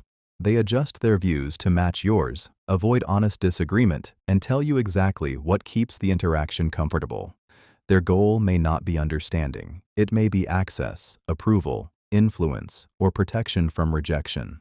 False trust develops because you begin associating agreement with loyalty. You may share private information, depend on their judgment, or assume they will support you under pressure. But agreement without honesty is unstable. The moment their interests change, the shared beliefs may disappear. Some people agree excessively because they fear conflict or abandonment. Others do it strategically, knowing that similarity lowers defenses. The motive may differ, but the effect is the same. You build confidence in a relationship without seeing the person's real boundaries, values, or opinions. Healthy trust can survive disagreement. A genuine person can challenge you respectfully, admit uncertainty, and remain connected without copying your position. Someone who agrees with everything may feel comforting, but comfort is not always proof of sincerity. Sometimes constant agreement is not showing you who they are. It is hiding who they are until your trust becomes useful. Mirroring your behavior can create quick closeness. Mirroring your behavior can create a fast sense of connection because similarity makes people feel emotionally safe. Someone may copy your posture, match your speaking pace, use your favorite phrases, or reflect your mood. Without realizing why, you may begin feeling that they understand you unusually well. Psychologically, mirroring works because the brain responds positively to familiar patterns. When another person moves, speaks, or reacts like you, they can feel less threatening and more trustworthy. The interaction becomes smoother, and closeness may develop before enough time has passed to judge their character. This is often natural. Friends, family members, and people who genuinely enjoy each other may mirror one another without thinking. The concern begins when the behavior feels too precise, too fast, or too perfectly designed to gain trust. A socially skilled person may study how you speak, what emotions you express, and what kind of energy makes you comfortable. They then adjust themselves to match. If you are calm, they become calm. If you are playful, they become playful. If you share a personal struggle, they may quickly present a similar experience. The emotional effect can be powerful because being mirrored feels like being recognized. You may reveal more, trust faster, and mistake emotional similarity for proven loyalty. Not every mirrored gesture is manipulative. The pattern matters. Genuine connection still allows differences, disagreement, and an independent identity. Strategic mirroring often weakens once trust, access, or influence has been secured. Sometimes the closeness feels real because the reflection is accurate, but a reflection is not always a person's true face. Fast intimacy leaves little time for judgment. Fast intimacy can feel powerful because it creates the impression that someone understands you almost immediately. They may share personal stories, ask deep questions, reveal painful experiences, or speak as though your connection is rare. Within a short time, the relationship feels unusually intense. Psychologically, this emotional speed can weaken careful judgment. Trust normally develops through repeated experiences, consistent behavior, and time. Fast intimacy skips that process by creating the feeling of closeness before the person's character has been tested. When someone makes you feel deeply seen, your defenses may lower. You begin sharing fears, secrets, insecurities, and future plans because the connection feels safe. The emotional intensity can be mistaken for compatibility, loyalty, or genuine understanding. Some people create fast intimacy because they are lonely, anxious, or naturally open. Others use it strategically. They know that deep conversations, constant attention, and early vulnerability can create attachment quickly. Once trust forms, they may gain influence, access, sympathy, or emotional control. The danger is that intensity leaves little space for observation. You may overlook contradictions, excuse warning signs, or feel guilty for slowing things down. The person may even suggest that caution means you do not trust them enough. Healthy closeness does not fear time. It allows boundaries, uncertainty, and gradual discovery. Someone genuine can remain consistent without demanding immediate emotional access. Fast intimacy feels meaningful because it compresses months of emotional connection into days. But when closeness develops faster than knowledge, you may become attached to the experience they created before learning who they are when attention, excitement, and performance begin to fade. Early personal stories can create false emotional depth. Early personal stories can create the feeling of deep connection before genuine trust has had time to form. Someone may quickly reveal painful memories, family struggles, betrayals, fears, or private experiences that most people would share only after knowing someone well. Psychologically, vulnerability creates closeness because personal disclosure signals trust. When someone reveals something sensitive, you may feel chosen, important, and emotionally responsible for protecting what they shared. Their openness can make the relationship seem more meaningful than its actual history supports. This can encourage you to reveal your own private experiences in return. The conversation becomes intense, honest, and emotionally charged. Because both people are discussing serious topics, the interaction may feel deeper than relationships built over months. The danger is that emotional depth and personal information are not the same thing. A person can tell dramatic stories without showing consistency, accountability, empathy, or reliable character. They may know how to create intimacy through words while remaining emotionally unavailable in their actions. Some people disclose quickly because they are lonely, anxious, or naturally expressive. Others do it strategically. Early vulnerability can lower your defenses, gain sympathy, excuse troubling behavior, or make you feel guilty for creating distance later. Watch whether their stories lead to balanced connection or place you immediately in the role of rescuer, protector, or confidant. Notice whether they respect your boundaries when you are not ready to share equally. Real emotional depth develops through time, mutual care, and behavior that remains steady after the intense conversation ends. A powerful story can make you feel close in one evening, but it cannot prove that the person will be trustworthy when the emotional atmosphere becomes ordinary. Calling you family, early pressures. You to overlook warnings. Calling you family very early can create instant emotional obligation before genuine trust has been earned.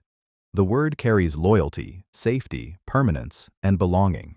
When someone uses it quickly, you may feel that the connection is already deeper than ordinary friendship.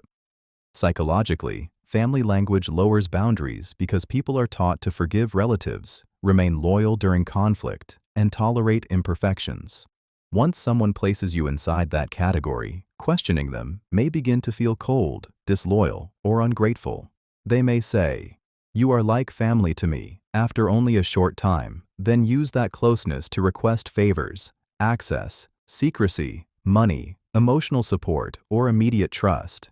Because the label feels meaningful, you may overlook behavior you would normally examine carefully. The emotional pressure becomes stronger when warning signs appear. You may excuse disrespect because families argue. You may tolerate inconsistency because nobody is perfect. You may remain silent about discomfort because walking away feels like abandoning someone who claims to love you deeply. Some people use family language because they are warm, lonely, or eager to belong. The phrase alone does not prove manipulation. The warning appears when the label arrives before consistent behavior and is later used to weaken your boundaries. Real family-like trust develops through time, reliability, respect, and shared experience. It does not require you to ignore your instincts or prove loyalty through sacrifice. When someone names the relationship before building it, the word may be doing emotional work their actions have not yet earned. They may not be describing the bond. They may be trying to make you feel too connected to question what comes next. Shared pain can become a shortcut to trust. Shared pain can create instant closeness because suffering makes people feel deeply understood. When someone reveals an experience similar to yours, you may feel that they finally understand what others could not. The connection can become intense before enough time has passed to prove whether they are safe. Psychologically, common pain reduces emotional distance. You recognize parts of yourself in their story, and that recognition can feel like trust. Because they seem familiar with your struggle, you may assume they will also respect your boundaries, protect your vulnerability, and understand your needs. The danger is that shared experience does not automatically mean shared character. Two people can survive similar pain and still respond to it in completely different ways. One may become compassionate, while another becomes controlling, dishonest, or emotionally exploitative. Some people use shared pain to accelerate intimacy. They repeat your feelings, compare histories, and present themselves as the only person who truly understands. This can make you reveal private information faster, defend them more strongly, or overlook contradictions because the bond feels emotionally rare. The connection may also create unspoken loyalty. You feel guilty questioning them because doing so seems like rejecting someone who suffered as you did. Their pain becomes protection from accountability. Not every bond built through hardship is unhealthy. Shared experiences can create genuine support and powerful understanding. The warning appears when emotional similarity replaces careful observation. Trust should still be built through consistency, honesty, respect, and time. Someone may understand the shape of your wound perfectly and still use that knowledge against you. Shared pain can open the door quickly, but it cannot tell you what kind of person has entered. Fake vulnerability can make you feel responsible. Fake vulnerability can make you feel responsible for someone before they have earned that level of emotional care. They may reveal pain, fear, loneliness, or helplessness in a way that makes you feel uniquely important to their stability. Psychologically, vulnerability activates empathy. When someone appears fragile, most people soften their boundaries and become more willing to comfort, protect, forgive, or rescue them. A manipulative person may use this response to create emotional obligation. They may say that nobody understands them, that everyone eventually leaves, or that you are the only person they can trust. These statements can make distance feel cruel. Instead of asking whether the relationship is healthy, you begin asking what might happen to them if you step away. The emotional pressure becomes stronger when they react dramatically to your boundaries. A delayed reply, a different opinion, or a request for space may trigger sadness, guilt, silence, or accusations of abandonment. Their pain becomes the reason your needs must disappear. Not every vulnerable person is manipulative. Genuine pain can make people fearful, dependent, or emotionally intense. The warning appears when vulnerability repeatedly protects someone from accountability, forces you into a caretaker role, or appears mainly when they are losing influence. Healthy vulnerability invites connection without demanding control. It allows you to care while still having limits. Fake vulnerability makes your compassion feel like a contract. When someone's weakness consistently becomes your responsibility, their vulnerability may not be bringing you closer. It may be teaching you that protecting yourself will always make you feel guilty. Tears may redirect attention away from accountability. Tears can be genuine expressions of pain, shame, fear, or regret, but sometimes they also change the direction of a difficult conversation. The moment someone begins crying, attention may shift away from what they did and toward how badly they now feel. Psychologically, tears activate empathy. Most people become softer when they see someone in distress, even if that person caused the harm. You may stop asking questions, lower your voice, comfort them, or even apologize for confronting them too strongly. The emotional balance changes quickly. This can make accountability difficult. Instead of discussing the broken promise, betrayal, insult, or repeated behavior, the conversation becomes focused on their sadness. Their tears may be real, but real emotion does not automatically equal responsibility. A person can feel overwhelmed by consequences without fully understanding the damage they caused. The emotional effect can be confusing. You entered the conversation hurt, yet you leave feeling guilty for making them cry. Your pain becomes secondary, while their reaction becomes the main event. Over time, you may avoid raising concerns because you already know you will end up comforting the person who hurt you. Not everyone who cries during confrontation is manipulative. Some people become emotional under pressure, especially when they feel ashamed or frightened. The warning appears when tears repeatedly stop the conversation, remove consequences, or appear without any lasting change in behavior. Healthy accountability can include emotion, but it does not end there. Genuine remorse makes room for your pain, accepts responsibility, and leads to changed behavior. When tears consistently erase the original issue, the emotion may be doing more than expressing pain. It may be protecting the person from facing it. Constant victimhood prevents self-examination. Constant victimhood can protect someone from confronting the role they play in repeated conflict. Every failed relationship, broken friendship, workplace problem, or family disagreement is explained as something other people did to them. They are always betrayed, misunderstood, targeted, or treated unfairly, while their own choices remain outside examination. Psychologically, the victim position can preserve self-esteem. Accepting responsibility may bring shame, guilt, or the painful realization that change is necessary. By placing all blame outside themselves, a person avoids that discomfort and maintains the belief that they are completely innocent. This does not mean their pain is imaginary. People can suffer real mistreatment and still develop a pattern of avoiding self-reflection. The warning appears when every story has the same structure. They are faultless, everyone else is cruel, and anyone who asks questions becomes another attacker. Constant victimhood can also control relationships. Others may become afraid to disagree because even gentle criticism is treated as betrayal. You may find yourself comforting them, apologizing unnecessarily, or hiding your concerns to avoid becoming the next villain in their story. The emotional effect is exhausting. Their pain always takes priority, while the harm they cause is dismissed, justified, or forgotten. Accountability becomes impossible because every confrontation is converted into further evidence that they are being mistreated. Healthy self-reflection allows someone to recognize both what happened to them and how they responded. It does not erase injustice, but it makes growth possible. When a person must remain innocent in every story, victimhood may no longer be describing their experience. It may be protecting them from seeing themselves clearly. Blaming every former friend may hide repeated behavior.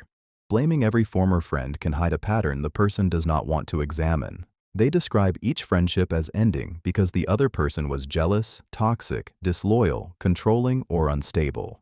Every story places them in the same innocent role, while everyone else becomes the problem. Psychologically, this protects identity. Admitting that several relationships ended for similar reasons may force someone to question their behavior, communication, boundaries, or treatment of others. Blame is emotionally easier because it keeps responsibility outside the self. The pattern often appears in how they tell the stories.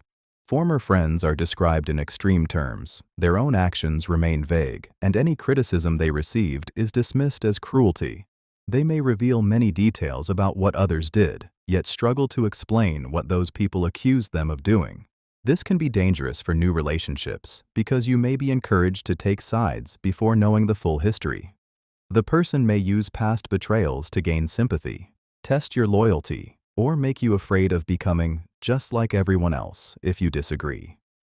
Not every person with many broken friendships is responsible for all of them. Some people genuinely experience repeated mistreatment, especially if they grew up with weak boundaries or unhealthy environments. The warning appears when no self-reflection is present and the same conflict keeps returning with different people. Healthy people can discuss painful endings while still admitting where they made mistakes.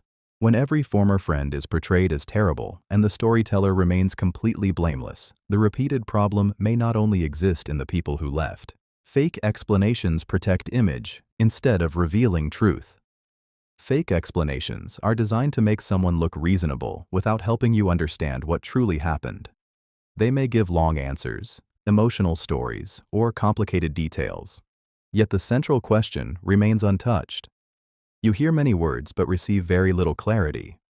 Psychologically, this is a form of impression management. The person is not explaining events, they are controlling how you interpret them. Their priority is preserving an image of being innocent, loyal, responsible, or misunderstood. Truth becomes secondary to appearance. They may focus on their intentions while ignoring the impact of their actions. They describe how stressed, confused, or hurt they were, hoping emotion will replace accountability. They may also include unnecessary details that make the explanation sound complete while quietly avoiding the one fact that would expose them. The emotional effect is disorienting. You may enter the conversation with a clear concern, but leave feeling confused, guilty, or unsure what you were asking.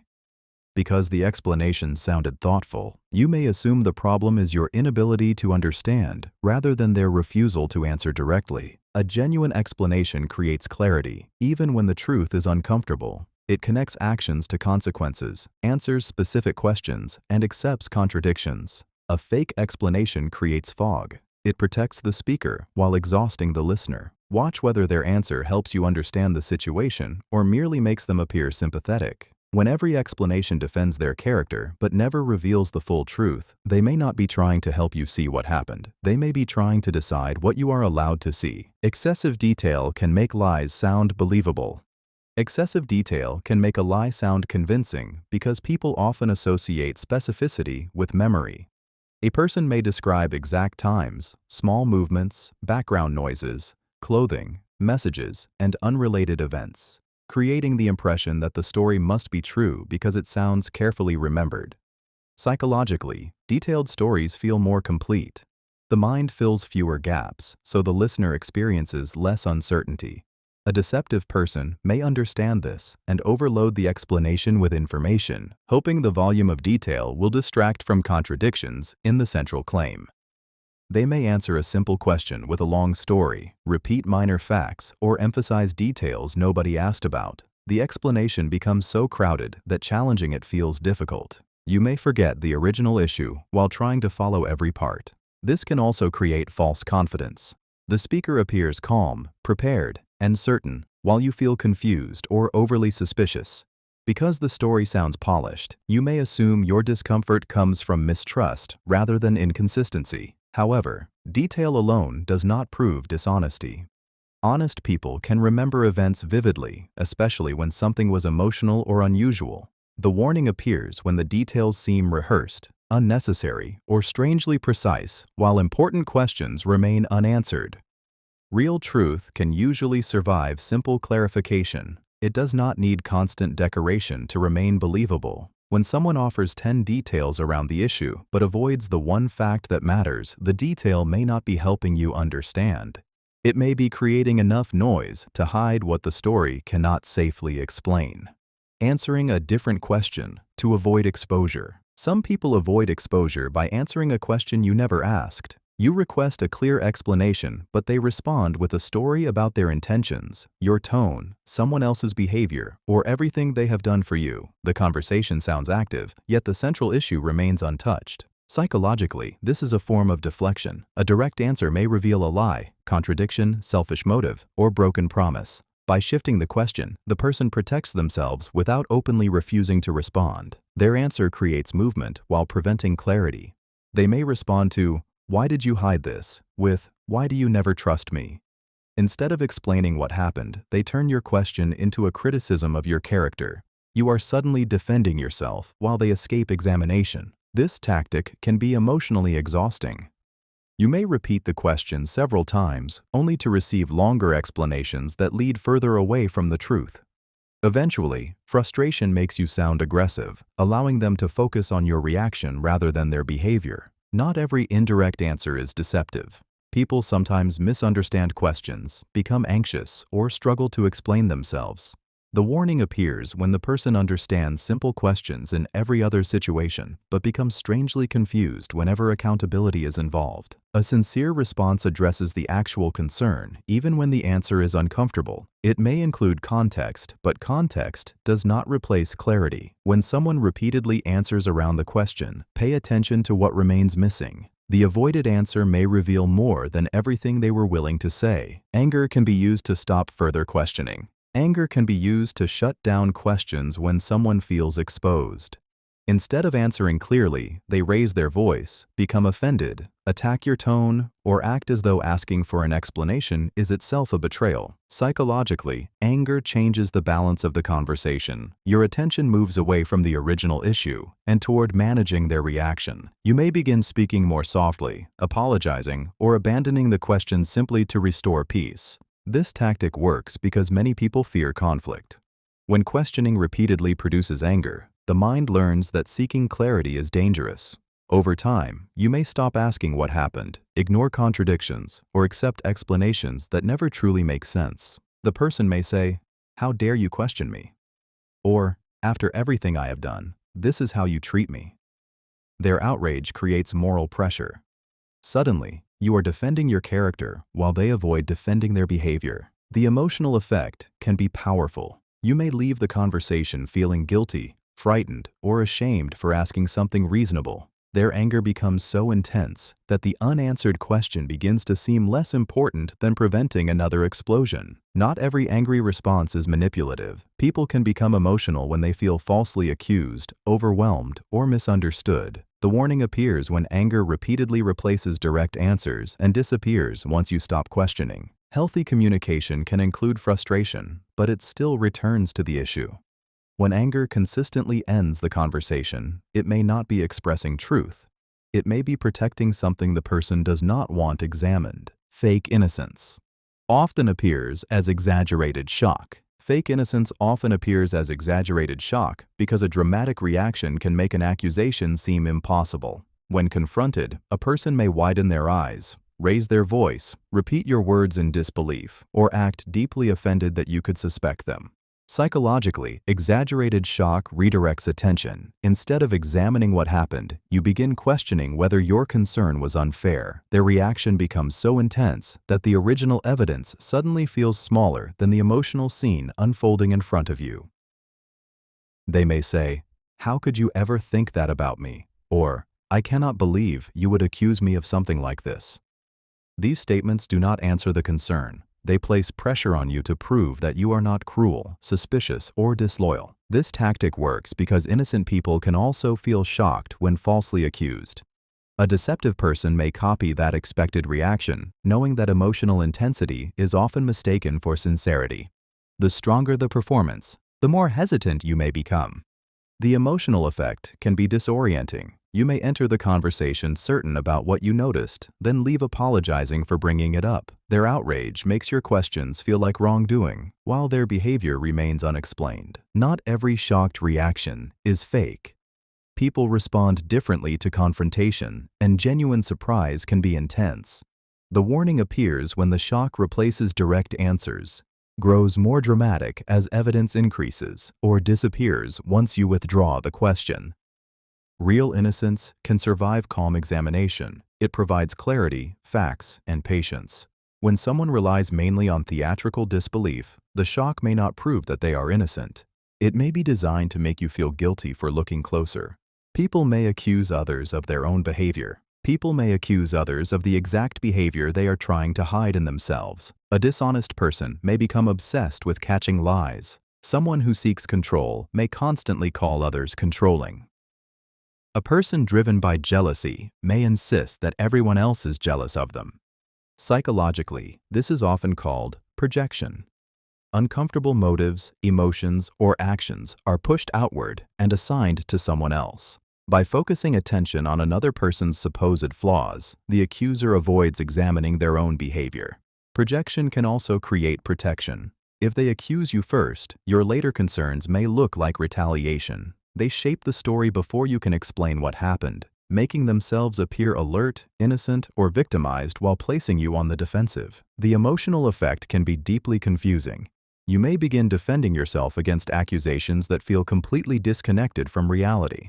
While proving that you are not dishonest, selfish, or manipulative, you have less energy to examine whether those qualities are appearing in the person accusing you. Sometimes the accusation reveals what occupies their mind. Because they understand the behavior from the inside, they assume others must be doing the same thing. Their suspicion becomes a reflection of their own hidden intentions. Not every accusation is projection. People can correctly identify behavior they have also struggled with, and evidence still matters. The warning appears when accusations are intense, repetitive, unsupported, and strangely similar to the accuser's own actions. Watch patterns rather than labels. When someone constantly identifies the same darkness in everyone around them, they may not be seeing others clearly. They may be looking outward at something they are unwilling to recognize within themselves. Loudly condemning dishonesty can provide social camouflage. Loudly condemning dishonesty can make someone appear deeply committed to truth, even when their own behavior tells a different story. They may speak with intense disgust about liars, criticize deception harshly, and repeatedly describe themselves as someone who cannot tolerate dishonesty. Psychologically, this can function as social camouflage. By attacking a behavior publicly, the person creates distance between themselves and suspicion. Others may think, someone who hates lying this much could never be dishonest. The performance becomes a protective identity. This tactic works because people often confuse strong emotion with genuine character. Anger sounds convincing. Moral certainty feels trustworthy. The louder the condemnation, the easier it becomes to assume the person must be innocent of the same behavior. They may also accuse others quickly, expose minor lies dramatically, or demand complete transparency while keeping their own actions hidden. By placing everyone else under examination, they control where suspicion is directed. The room becomes focused on proving other people dishonest rather than questioning them. The emotional effect can be intimidating. If you notice contradictions, you may hesitate to speak because their public reputation has already been built around honesty. Challenging them may make you look unfair, disloyal, or deceptive yourself. Not everyone who strongly condemns lying is hiding something. Some people react intensely because dishonesty has harmed them before. The warning appears when their moral outrage is inconsistent with their private behavior, when questions trigger aggression, or when they demand standards they repeatedly avoid. Real honesty does not need a constant enemy to prove itself. When someone spends more energy announcing their hatred of deception than practicing transparency, the condemnation may be doing more than expressing values. It may be hiding the very behavior they want others to stop looking for. Some attack your credibility before you expose them.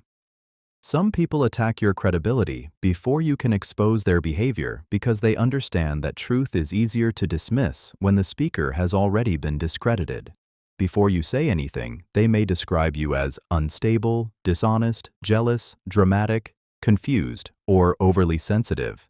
Psychologically, this is a defensive strategy. Instead of preparing to answer the accusation, they prepare others not to believe it. They shape the social environment first, creating suspicion around your character so that any future truth you reveal appears unreliable. This can happen quietly. They may tell people that you misunderstand situations, exaggerate problems, or hold grudges. They may present themselves as patient and reasonable while suggesting that you are difficult. By the time you speak, others may already be viewing your words through the story they created. The emotional effect can be devastating. You may feel isolated, doubted, or forced to defend your personality instead of explaining what actually happened. The more upset you become, the more your reaction is used as proof that their warnings were correct. This tactic is powerful because credibility often determines which version of events people accept. A person with something to hide may know that evidence becomes easier to ignore when the witness has been socially weakened. Not every criticism of someone's credibility is manipulative. People can have valid reasons for questioning a story. The warning appears when the attack begins before the facts are discussed and focuses more on destroying the person than examining the evidence. When someone prepares an audience against you before you speak, they may not be protecting the truth. They may be protecting themselves from what your truth could reveal. Calling you sensitive weakens future complaints. Calling you sensitive can be a way of weakening your future complaints before you even make them.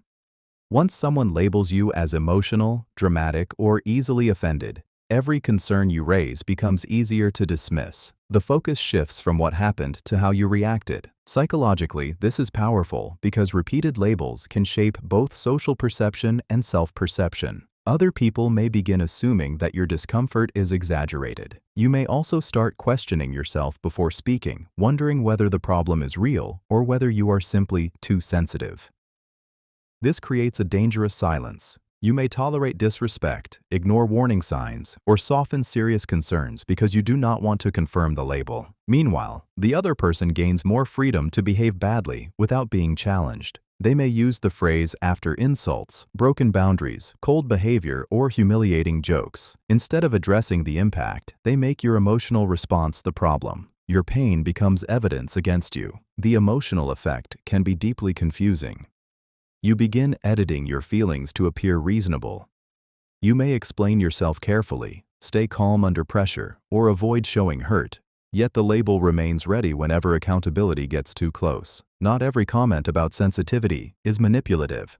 Some people do overreact, and honest feedback can be useful. The warning appears when the label is used repeatedly to avoid examining specific behavior. Healthy people can disagree with your reaction while still discussing what caused it. Someone who constantly calls you sensitive may not be trying to understand your emotions. They may be training you to stop reporting what hurts. Fake friends may convince you others dislike you. Fake friends may convince you that other people dislike you because isolation makes their influence stronger. They may claim someone was talking about you, suggest that a group secretly excludes you, or repeatedly warn that certain people cannot be trusted. Psychologically, this creates dependency. When you believe others are against you, the person delivering the warning begins to feel safer and more valuable. You may trust them more deeply because they appear to be the only one protecting you from hidden rejection. The tactic often works through vague statements. They say someone seemed off, looked at you strangely, or made a comment that supposedly revealed jealousy. Because the evidence is unclear, your imagination fills the gaps. You begin watching people for signs of dislike that you may never have noticed before. The emotional effect can be severe. You may withdraw from healthy relationships, stop sharing openly, or become defensive around people who did nothing wrong. Meanwhile, the fake friend gains more access to your thoughts, decisions, and emotional life. They may also discourage direct communication. If you suggest asking the other person what happened, they warn that confrontation will make things worse or insist that the person will deny everything. This keeps the story untested and preserves their control over what you believe. Not every warning is dishonest. Genuine friends may notice real disrespect and try to protect you. The warning appears when one person repeatedly turns you against others, provides little evidence, and becomes uncomfortable when you reconnect independently. A trustworthy friend helps you see situations clearly. A controlling one makes the social world feel dangerous enough that you begin depending on them to interpret everyone around you. Some criticize everyone to everyone else. Some people criticize everyone to everyone else because private negativity gives them social power. They complain about one friend to another, reveal someone's flaws in confidence, then repeat the same pattern with every person in the group. Each listener is made to feel trusted, special, and temporarily excluded from the criticism. Psychologically, this behavior can create fast connection. Shared criticism produces a false sense of closeness because two people appear united by the same judgment. The listener may think, "They are telling me this because they trust me." In reality, the person may be using everyone's private weaknesses as conversational material. This pattern also allows them to control relationships. By giving different people different stories, they create suspicion, rivalry, and emotional distance.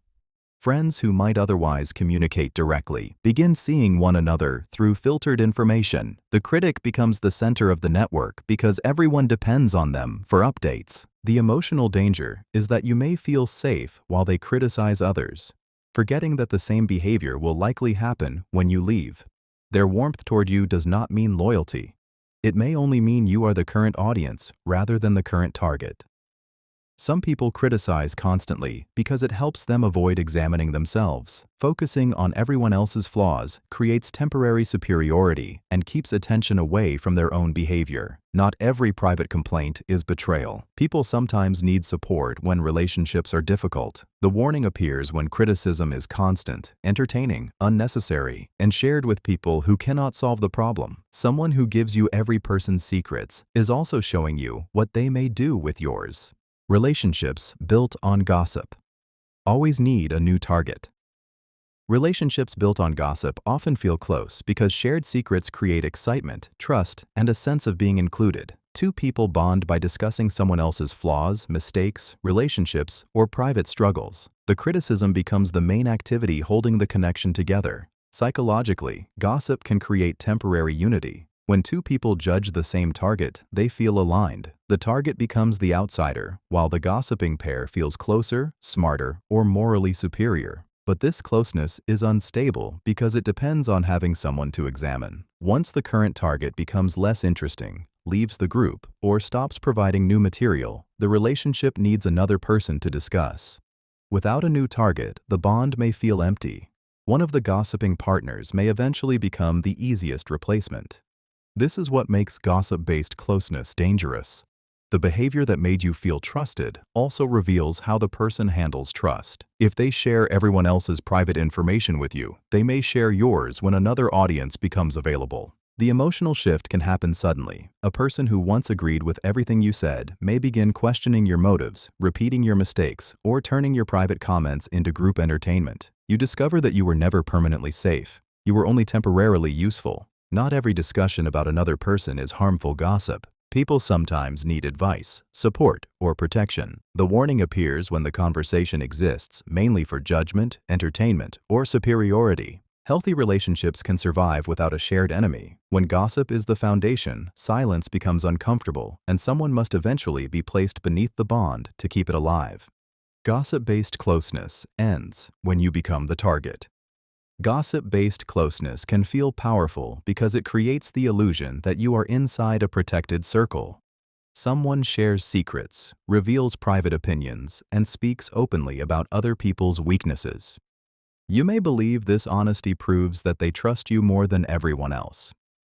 Psychologically, shared gossip creates quick intimacy through exclusion.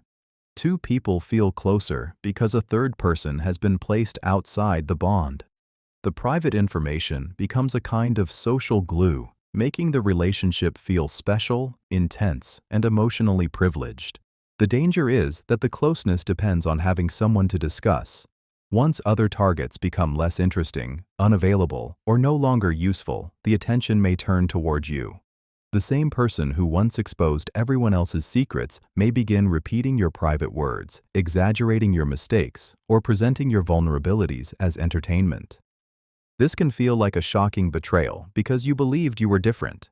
You may remember all the conversations in which they criticized others and suddenly realize that your own name may have entered those same conversations long ago. The emotional damage is deeper than embarrassment. You begin questioning whether any part of the friendship was genuine. The trust, laughter, and private discussions may now feel like preparation for your eventual exposure. Not every person who vents about others will betray you. People sometimes need confidential support. The warning appears when gossip is constant, enjoyable, and central to the relationship. Someone who builds closeness by violating other people's privacy is showing you the conditions of their loyalty. You are safe only while someone else is more useful as the target. Secrets are often collected as social power. Secrets can become a form of social power because private information gives someone influence that others do not have.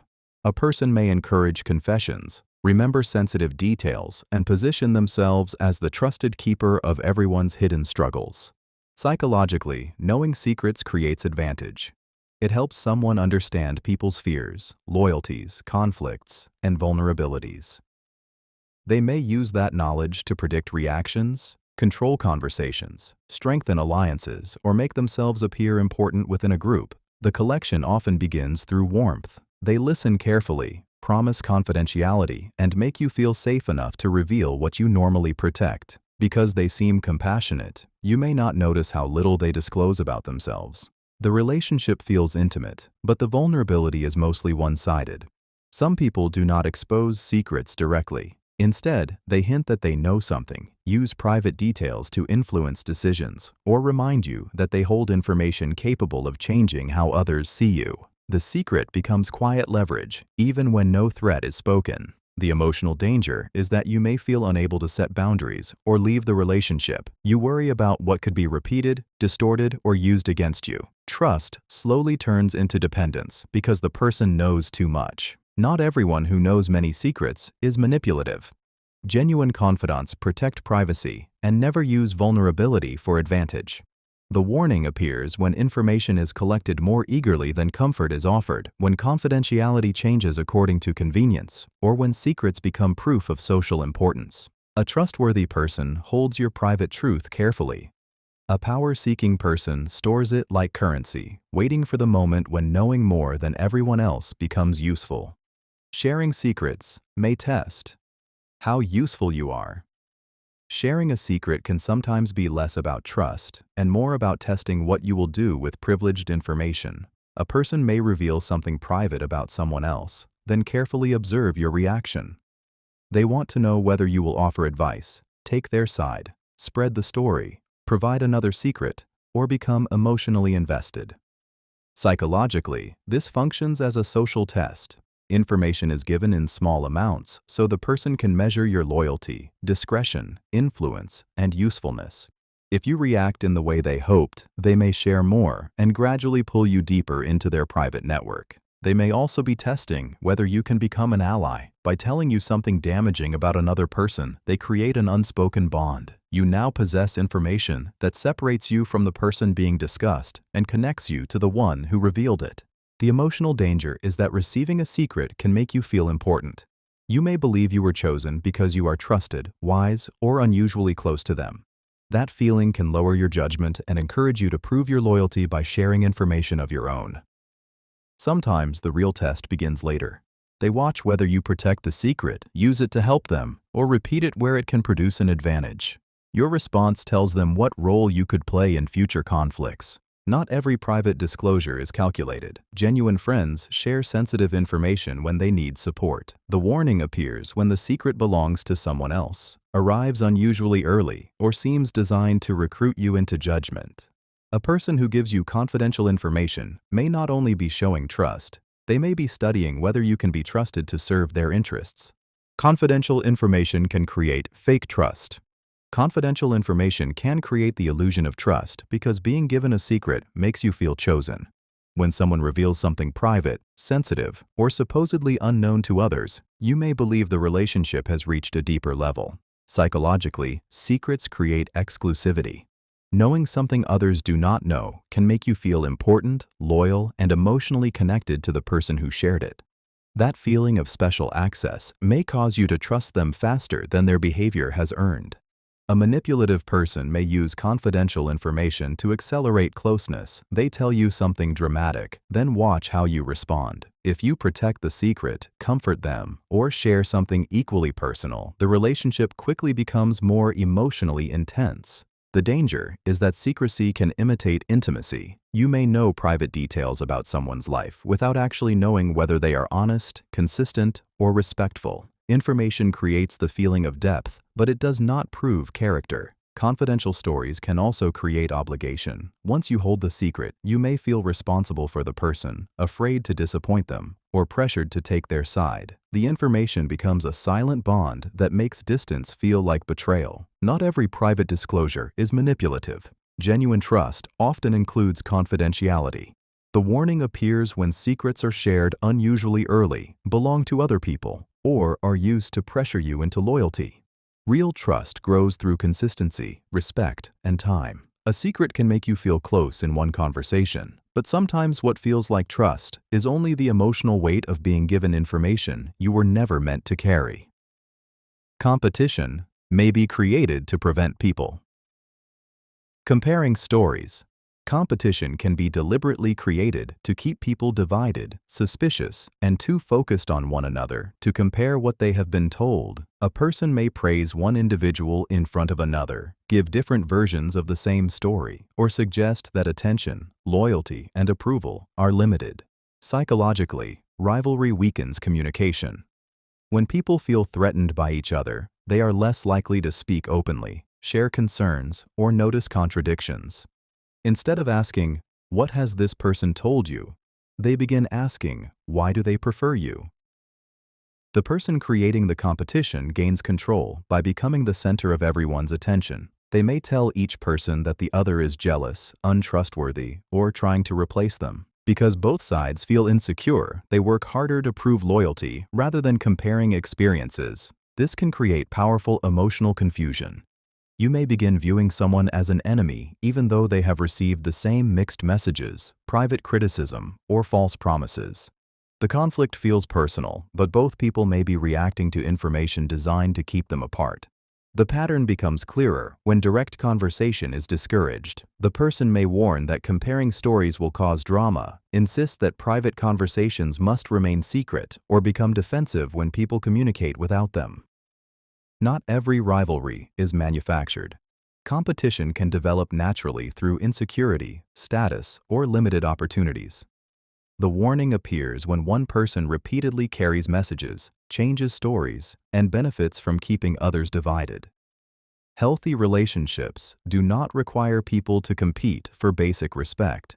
When connection between others threatens someone's control, rivalry can become a shield that keeps contradictions hidden and accountability impossible. Separate relationships help manipulators hide contradictions. Separate relationships help manipulators hide contradictions because people cannot compare what they have seen, heard, or been promised. The manipulator keeps friends, relatives, colleagues, or partners emotionally divided, allowing a different version of the truth to exist in every relationship. Psychologically, separation creates information control. One person may be told they are deeply trusted, while another hears that the first person is unreliable. Each relationship receives carefully selected details, private warnings, and explanations designed for that specific audience. The manipulator may discourage direct communication by saying others are jealous, dishonest, dramatic, or unsafe. They present secrecy as loyalty and distance as protection. As long as everyone remains separated, conflicting stories cannot easily be exposed. This creates emotional confusion. You may notice inconsistencies but assume you misunderstood because you cannot verify what happened. You may also defend the manipulator against someone who has experienced a completely different version of them. The strategy becomes especially powerful when each person believes they are receiving special access. Everyone feels chosen, trusted, or uniquely understood, while the manipulator quietly adjusts their personality and promises to fit each relationship. Not every person who keeps social circles separate is manipulative. Privacy, different interests, or personal boundaries can make separation normal. The warning appears when communication between people is actively discouraged and the person becomes anxious, angry, or defensive when stories are compared. Truth does not usually need isolation to survive. When someone's credibility depends on keeping everyone apart, the separation may not be protecting the relationships. It may be protecting the contradictions hidden between them. Stories change, depending on what each listener wants. Stories may change because some people shape the truth around the emotional needs of each listener. Instead of giving one stable account, they adjust details, motives, and conclusions to gain sympathy, approval, protection, or agreement. Psychologically, this is audience-based impression management. The person studies what each listener values, fears, or wants to believe. Around compassionate people, they appear wounded. Around powerful people, they appear loyal. Around critical people, they present themselves as reasonable and misunderstood. The changes may be subtle. One listener hears that they had no choice. Another hears that they acted courageously. A third is told the situation was never serious. Each version is designed to produce the reaction that benefits them most. This can be difficult to detect because every story sounds emotionally believable on its own. The contradictions become visible only when people compare accounts. That is why someone who changes stories may discourage direct communication, insist conversations remain private, or accuse others of creating drama when details are checked. The emotional effect can be deeply confusing. You may feel specially trusted because the person shares a version that matches your values. Later, discovering another account can make you question whether anything they said was genuine. Not every difference proves deception. People remember events imperfectly and may emphasize different details for different audiences. The warning appears when the central facts, responsibility, and motives repeatedly change according to who is listening. Truth may be explained differently, but its structure usually remains stable. When every listener receives the version most likely to win them over, the story may not be describing what happened. It may be performing whatever truth is most useful in that room. Sudden kindness after exposure may delay consequences. Sudden kindness after exposure can be a way to interrupt consequences before they fully arrive. Once someone realizes their behavior has been noticed, they may become unusually warm, helpful, apologetic, or generous. The person who was previously cold, dismissive, or careless suddenly acts deeply concerned about your feelings. Psychologically, kindness changes the emotional atmosphere. Anger softens, doubt returns, and the urgency to confront the problem begins to fade. You may start thinking they have understood the harm, even though no clear accountability has taken place. This tactic can work because most people want repair more than punishment. When someone becomes kind, you may feel relieved and become willing to overlook unanswered questions. Their improved behavior creates hope, and hope can be powerful enough to delay boundaries, consequences, or difficult decisions. The pattern becomes clearer when the kindness appears only after exposure. Before being confronted, they showed little concern. Afterward, they offer favors, attention, compliments, or promises. Yet once the pressure disappears, the old behavior slowly returns. Not every sudden improvement is manipulative. People can genuinely recognize their mistakes and respond with care. The warning appears when kindness replaces accountability instead of supporting it. Real change includes honesty, responsibility, patience, and consistent behavior over time. Strategic kindness focuses on making the immediate discomfort disappear. Sometimes the person is not becoming kinder because they finally understand what they did. They are becoming kinder because consequences are getting close enough to frighten them. Fake change often lasts only until trust returns. Fake change often appears after someone realizes they may lose your trust, access, support, or presence. They suddenly become attentive, patient, honest, or respectful. The improvement feels powerful because it resembles the version of them you had been hoping to see all along. Psychologically, threatened loss can temporarily change behavior. The person understands that their usual pattern now carries consequences, so they adjust just enough to calm the situation. They may apologize, communicate better, respect boundaries, or stop the behavior that caused the conflict. The emotional danger is that temporary improvement creates hope. You may believe the problem has finally been understood and begin relaxing the boundary that forced the change. Once trust returns, however, the effort often weakens. The old behavior slowly reappears because the motivation was not personal growth, it was preventing loss. This creates a painful cycle. Harm is followed by fear, fear produces change, and forgiveness removes the pressure that maintained it. Each cycle can make you more emotionally invested because the good periods seem like proof that lasting change is possible. Not every short-lived improvement is deliberately fake. Real change can be difficult, uneven, and imperfect. The warning appears when responsibility disappears as soon as the relationship feels secure again. Genuine change continues even when forgiveness has been offered and consequences are no longer immediate. It includes self-examination, consistent effort, and accountability without constant reminders. When better behavior exists only while trust is being recovered, the person may not be changing who they are. They may be changing what they do until they feel safe enough to return to the pattern. Some respect boundaries only when access is at risk. Some people respect your boundaries only when they believe ignoring them could cost them access to you. Before consequences appear, they interrupt, pressure, demand, or repeatedly cross limits. Once you create distance or show that the relationship may change, they suddenly become careful and respectful. Psychologically, this reveals the difference between respecting a boundary and respecting a consequence. A person who values you understands that your limits protect your well-being. A person who values access may follow those limits only because losing you would remove attention, support, comfort, status, or opportunity.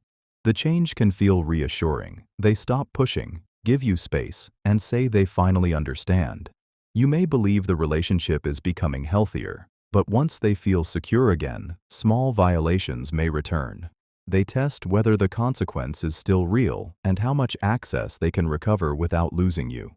This creates emotional exhaustion because maintaining basic respect begins to require constant enforcement.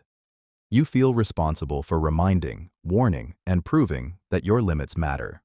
The moment you become forgiving, the person interprets kindness as permission. Not everyone who struggles with boundaries is manipulative. Some people need clear communication and time to change old habits. The warning appears when understanding arrives instantly during threatened loss, but disappears during emotional safety. Healthy respect does not depend on fear. It remains present even when the person knows you are unlikely to leave. When someone respects your limits only while access is uncertain, they may not have learned to value the boundary. They may have learned how close they can come to losing you. Character is clearest when kindness brings no reward. Character becomes clearest when kindness offers no praise, recognition, influence, or future advantage. Many people can appear generous when others are watching or when helping someone may create loyalty. Fewer remain considerate when nobody will know what they did. Psychologically, reward shapes social behavior. Approval, gratitude, reputation, and reciprocity can motivate acts that look compassionate. The action may still help someone, but the deeper motive becomes visible when those rewards disappear. Watch how a person treats people who cannot improve their status. Notice their behavior toward service workers, strangers, quiet colleagues, older people, or anyone unable to offer access. Their treatment of those individuals often reveals more than the respect they show powerful people. A fake person may become impatient, dismissive, or cold when kindness produces nothing. They help publicly, but ignore private suffering. They give when recognition is guaranteed, but disappear when support requires inconvenience, secrecy, or sacrifice. The emotional danger is that public generosity can create a convincing image. You may trust someone because everyone describes them as kind, while their private behavior tells a different story. Their reputation becomes stronger than the experiences of those who see them without an audience. Not every inconsistent act reveals bad character. People become tired, stressed, and imperfect. The pattern matters more than one moment. Genuine kindness is not always dramatic. It appears through small acts of patience, fairness, and restraint when no reward is available. When compassion survives invisibility, inconvenience, and lack of praise, it is more likely to reflect character rather than performance.